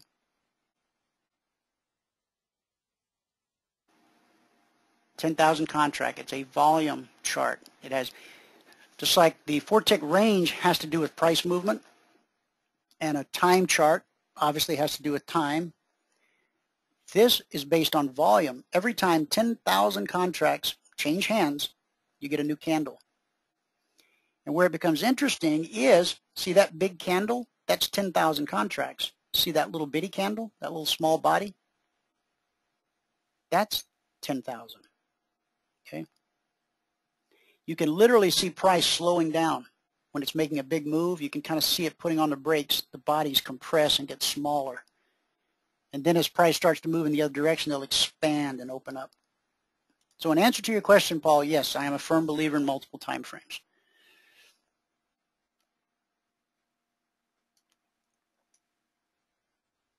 Now the sentiment indicator, Paul, all you have to do is open up a chart of the ESM3, put your time on 7 minutes. See how this one's an hour? You just drop it down and you change it. Probably got to go to custom and then time-based. You got to change this to minutes. Then you change this to 7. And so now you have an ESM3 chart, 7 minutes. And then to make it a Globex chart, to make it a day session only chart, you drop this down, go to ESM3, and see how this chart says 24 hours? That's Globex. You're going to drop it down. You're going to go custom. You're going to change this to 8:30 to 3:15 if you're running your charts on Chicago time. Okay? If you're running your charts on Chicago time. If you're running your charts on East Coast time, then it's going to be 9:30 for the open.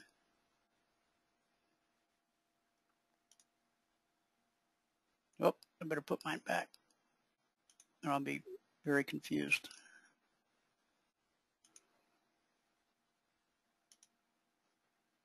Okay, price has made it down to the zone, almost.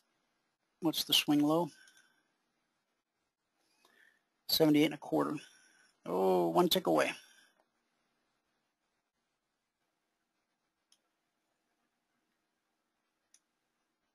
Remember this morning in the live trading room, guys, we said when price first entered, when it first pulled into the zone here at 84.85, that was 5 hours ago. I said, my raspy voice sounds like it was 5 hours ago. 5 hours ago, we said, in a world where there are few absolutes, absolutely price will either return to 96.97 or it will go down to 77.78.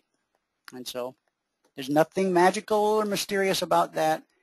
Please don't think that. That my whole purpose in being here now is to demystify the markets for you, so that you don't, it's not fair that you wake up every day wishing you could unravel the great mystery. There is no great mystery.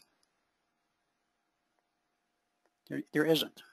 You just need to learn how the charts work and how price functions, and sometimes you'll be on the right side of the market and sometimes you won't, and all you're hoping for is some definable edge.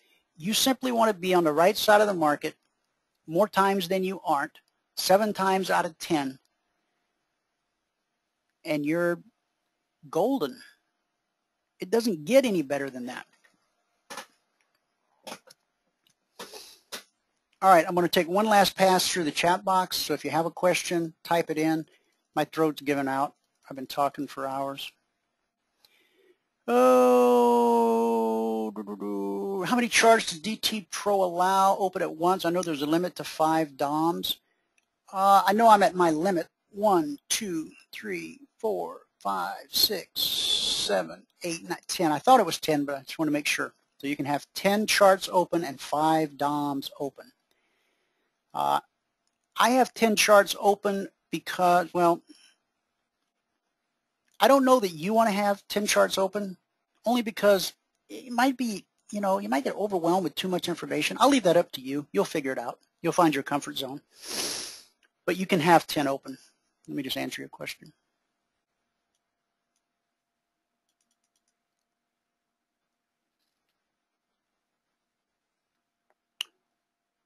What's my take on currency futures in regards to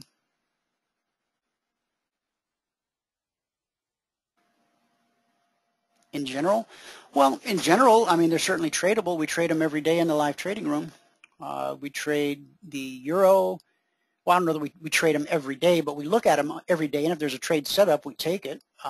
We trade the euro. We trade the Japanese yen. They're very tradable. The euro pays 12.50 per tick. There's ample liquidity, ample volume. So you said in general, so in general, they're fine. Hey, Skip, you're welcome. Thanks for hanging out with us, man. Okay, Paul, did I answer all your questions? Is there anything else that you have a question about? I'll be happy to help you. Oh, and Paul, I got your email. You want to lead the prayer breakfast in the morning? If you do, pick a scripture, okay, and email it to me. Email me the scripture, because just like I did today. Where's my chart? Here it is.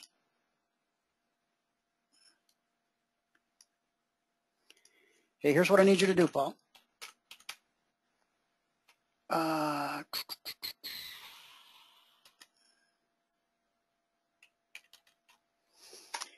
Send me the scripture. I'll post it on the website at this link, okay?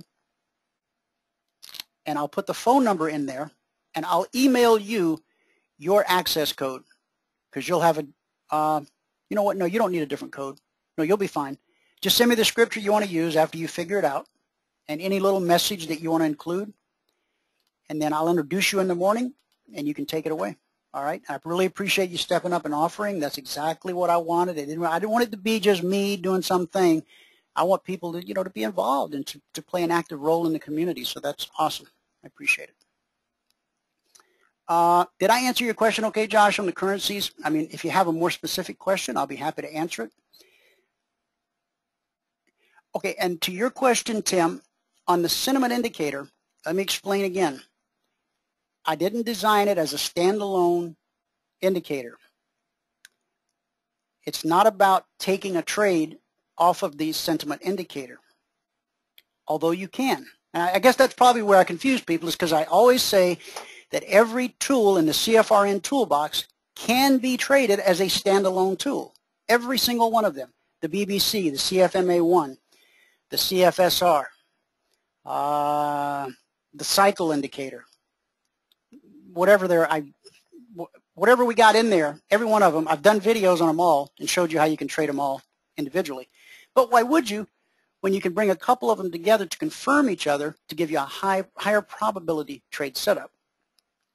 My suggestion is that you use the sentiment indicator to, like we did earlier, well, conditions are bearish, we better go look for a short trade. And there it was. If we had traded the break of that low that we talked about right there, we'd have been fine. If we'd have traded the break of that low, we'd have been fine. It just so happens that on this particular move, we did finally get some bearish divergence over here on the 4-tick range. I guess you could argue it there. And you know what? I see the trade Michael would have taken. He would have taken this trade right here. Remember, we wanted to get below that 81.25. We did that. We got our divergence. And this would have just been a momentum trade. I'm pretty sure he would have taken that. You can ask him tomorrow.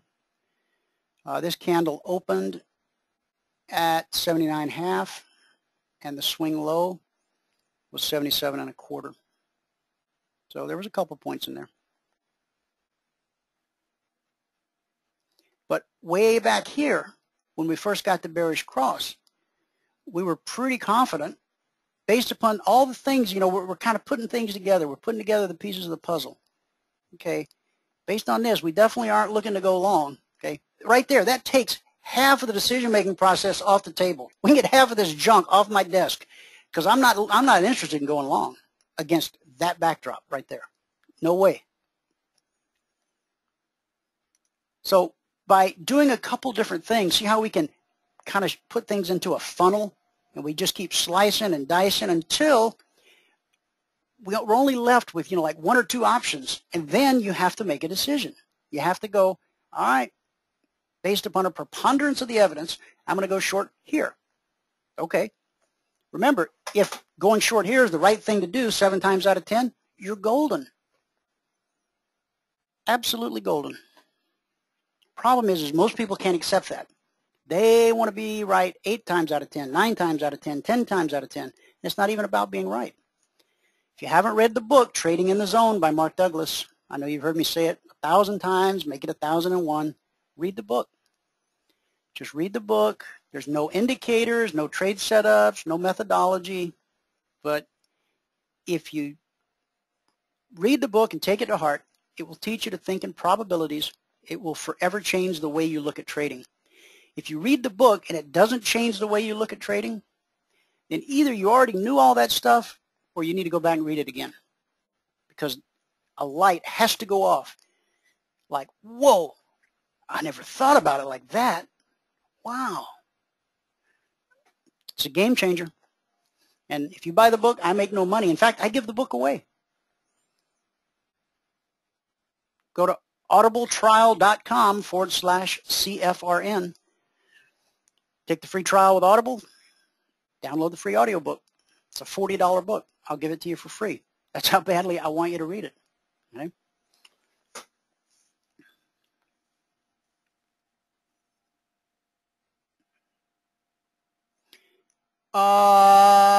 Tim says, your lines are widening from each other as the day unfolds. Is this showing greater underlying bearishness on the day, even though there are bounces? Probably, Tim. I never really read that into it. But, yeah, I understand the theory you're working from. And, sure, I go along with that. Yeah, Dan, I think we're going to do the prayer breakfast every day. See, here's the thing. I've wanted to do it for a really long time. But 9 a.m. East Coast time is 6 a.m. for me. So, the spirit is willing, but the flesh is weak kind of thing. Yeah, that's me. I'm guilty. So until I hand over the, yeah, let me just say, yeah, we're going to do it every day, because I've got people already coming up saying, hey, I'll take it. I'll do it. I'll do it tomorrow. Like Paul. Paul's going to do it tomorrow. He's going to share scripture. And, it's nothing fancy. It's just, a community of believers coming together, starting their day with the right focus before we go off into the world. You don't have to be a trader. You don't have to be a CFRN partner. Nobody's going to try to sell you anything. It's just some believers coming together to pray. That's it. That simple, that innocent. Okay, Paul, you're going to send me an email. Great. Hey, Skip, if you're still there, man, try to join us in the morning. I'd feel good knowing you're there, brother. You've been around a long time. All right, guys, I'm going to wrap it up. See how we're bouncing up out of the zone here? That's exactly what we would expect.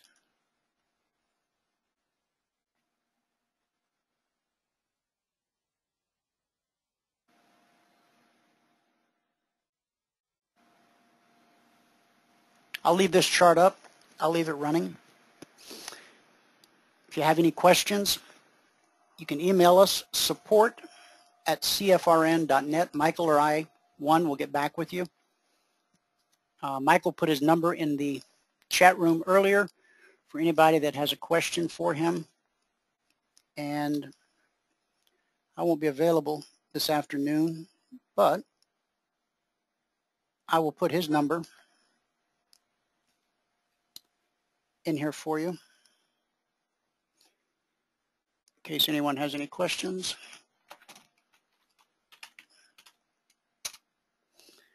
Okay, got a new number, 949-423-6464. And we figured out that spells 949.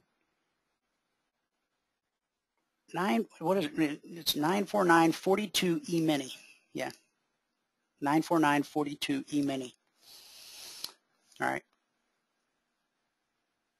There you go. There's Michael's number. If you want to call him, if you have questions, go ahead.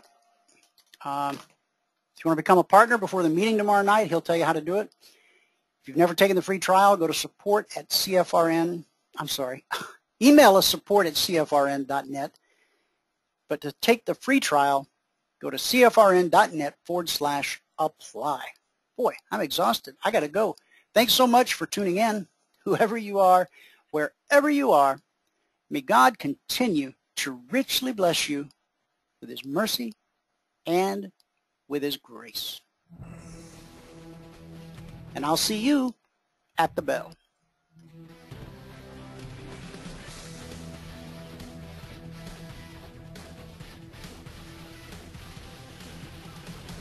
Remember this, there is no greater return on investment than to see a human life changed and given hope. As always, pray hard and trade safe.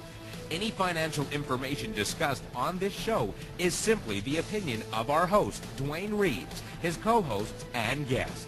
To learn more about trading E-mini futures or to take a 1-week free trial in our live trading room, call 1-866-928-3310. 866-928-3310. Information discussed on this radio program should not be construed as a recommendation to buy or sell any security. Always do your own due diligence and consult with a licensed securities broker or financial planner before making any investment decision.